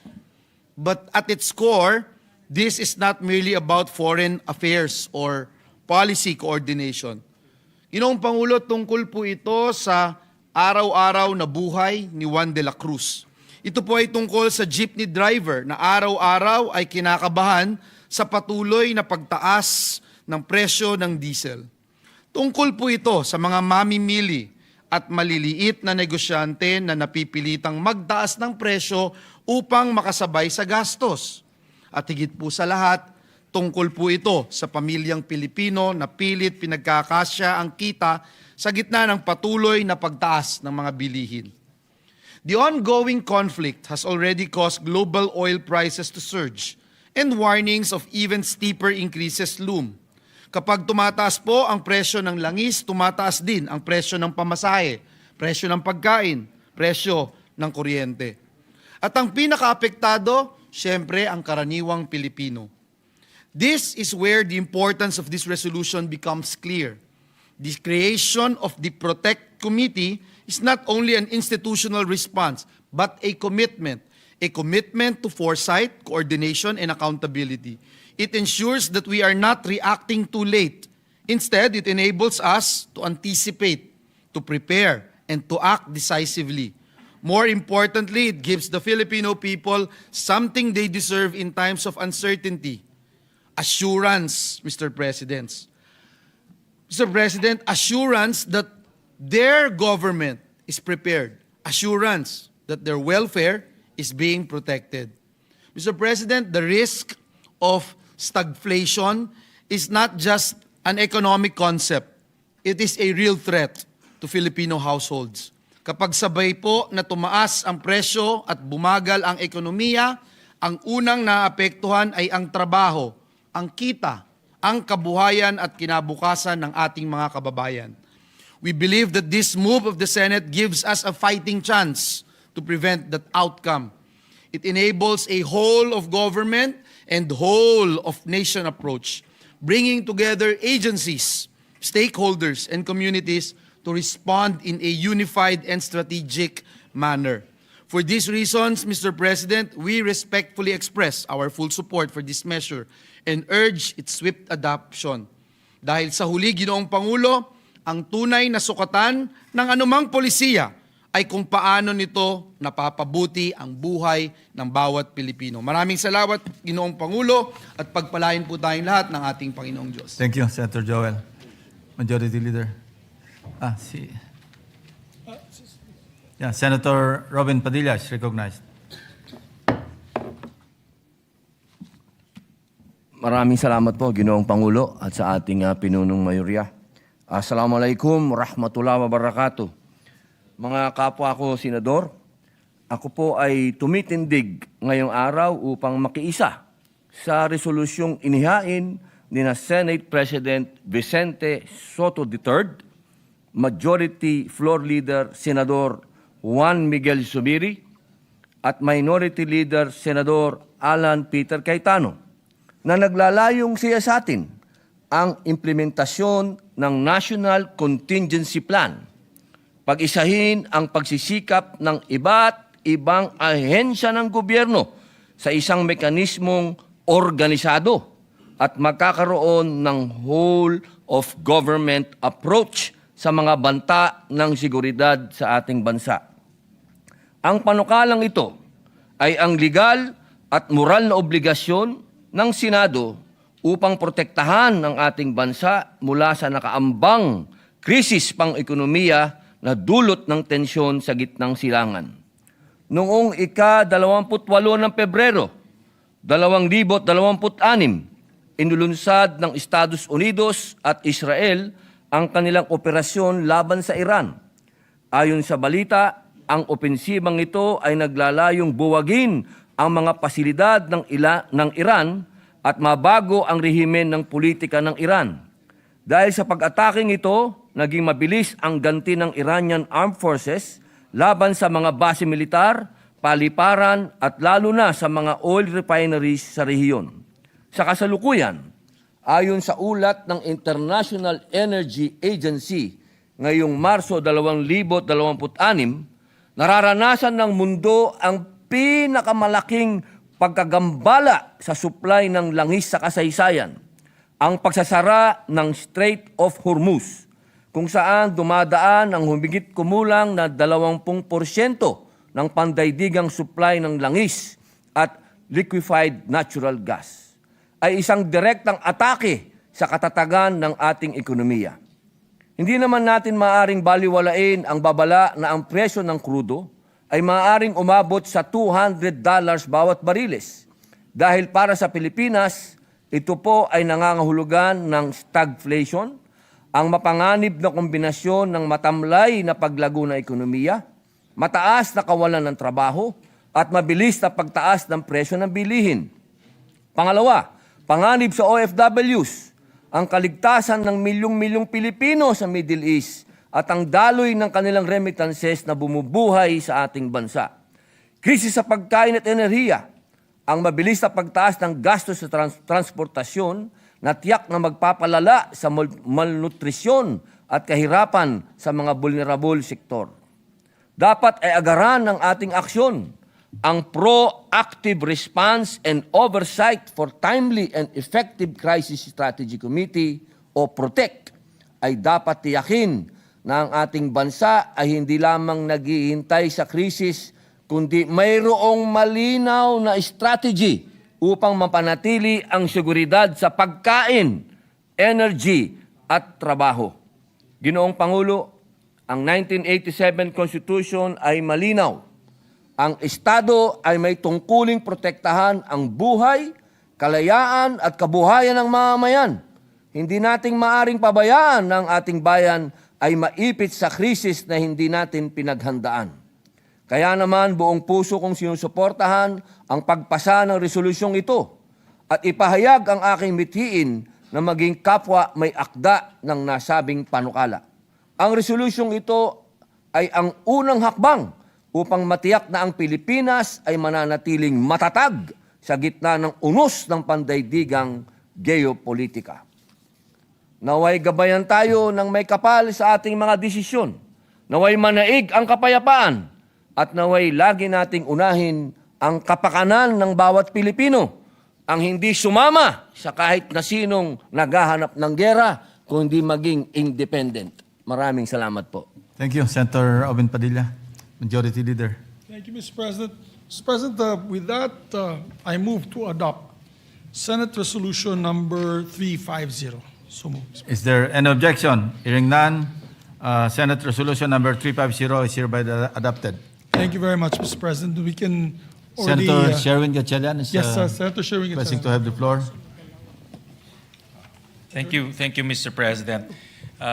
Una-una sa lahat, nagpapasalamat po ako sa tiwala at kumpiyansa na ibinigay po ng ating Senado at nakita ko po sa resolution na tayo po itinalaga bilang head or chairperson nitong ad hoc committee. At kasama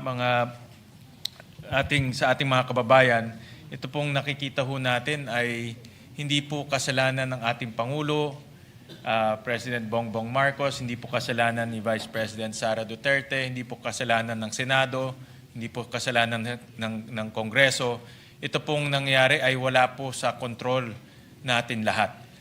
Ito po ay isang conflict na nangyayari po sa labas ng Pilipinas, pero ang epekto ay ramdam na ramdam natin dito. Ang nakikita ho natin, itong epekto ay initial pa lang. No? Ito ay paumpisa pa lang. Dahil kung ito po ay magtuloy-tuloy, yung mga nabanggit po ni Senator Robin, ni Senator Joel Villanueva, ito po ay kakalat na sa ating ekonomiya. Makikita natin, tataas po ang presyo ng pagkain, tataas po ang presyo ng bilihin. At kung matatandaan ho natin, last 2025, bumagal rin po yung ating ekonomiya. So pumapasok ho tayo sa isang senaryo na mabagal na po ang paglago ng ating ekonomiya. Kaya posible rin po yung tinatawag na stagflation, kung saan mabagal po ang paglago ng ekonomiya pero mataas naman ang pagtaas ng presyo ng bilihin. Kaya nagpapasalamat po ako sa mga may akda nitong resolution dahil ang pinakamahalagang operative word sa resolution ay proactive. Mapag-usapan natin ito, makita natin yung iba't ibang elemento nitong krisis na tingin ko pwede mangyari dahil pwede itong kumalat sa ekonomiya, pwedeng kumalat to sa presyo ng bilihin at eventually, kung ito pa ay humaba, pwede rin itong kumalat sa unemployment dahil nakita na ho natin nung January ay tumaas po yung ating unemployment figures. Kaya mga kasama, itong being proactive ay isang napakaganda pong hakbang na gagawin ng Senado. Yung mga recommendations ho natin ay napakaganda rin po. Ang akin ninanais, sinuhope ko, hindi ho natin magamit yung recommendation at solution dahil sana ay bumalik na ho sa normal. Pero kung hindi po ito bumalik na normal, nakahanda ho tayo kung ano po yung dapat gawin ho natin. Kaya nagpapasalamat po ako muli sa ating mga kasamahan sa tiwala at kumpiyansa at kakailanganin ho natin ang tulong ng bawat isa para po malampasan ho natin itong krisis na hinaharap po natin. Maraming salamat po. Thank you, Senator Gatchalian. Thank you very much, Mr. President. Mr. President, also for the record, Senator Raffy Tulfo and Senator Jigo Estrada would like to be made co-authors and their speeches to be inserted for the record, Mr. President. An objection, hearing none, approved. Mr. President, with the conformity of the body, I move that we adopt House Concurrent Resolution number 12 as an amendment to the Senate Concurrent Resolution number 8 adopted last February 2, 2026. These are concurrent resolutions on the National Education and Workforce Development Plan. I so move. Is there an objection? Hearing none, approved. For what? Let's go home.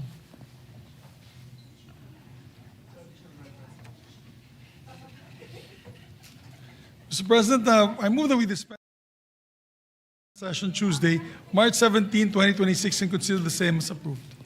Is there an objection? Hearing none, motion is approved. Mr. President, I move that we adjourn session until 3 o'clock in the afternoon, Monday, May 4, 2026. Is there any objection? There being none, the session is adjourned until 3 Mr. o'clock President, in the afternoon. before you make that motion, there's a question from Senator Rizal de Veros. Salamat, Mr. President. Not an objection, just an inquiry. I thought that we were going to interpellate the amendment to the biofuels law. We are no longer, We Mr. did not tackle it today. President.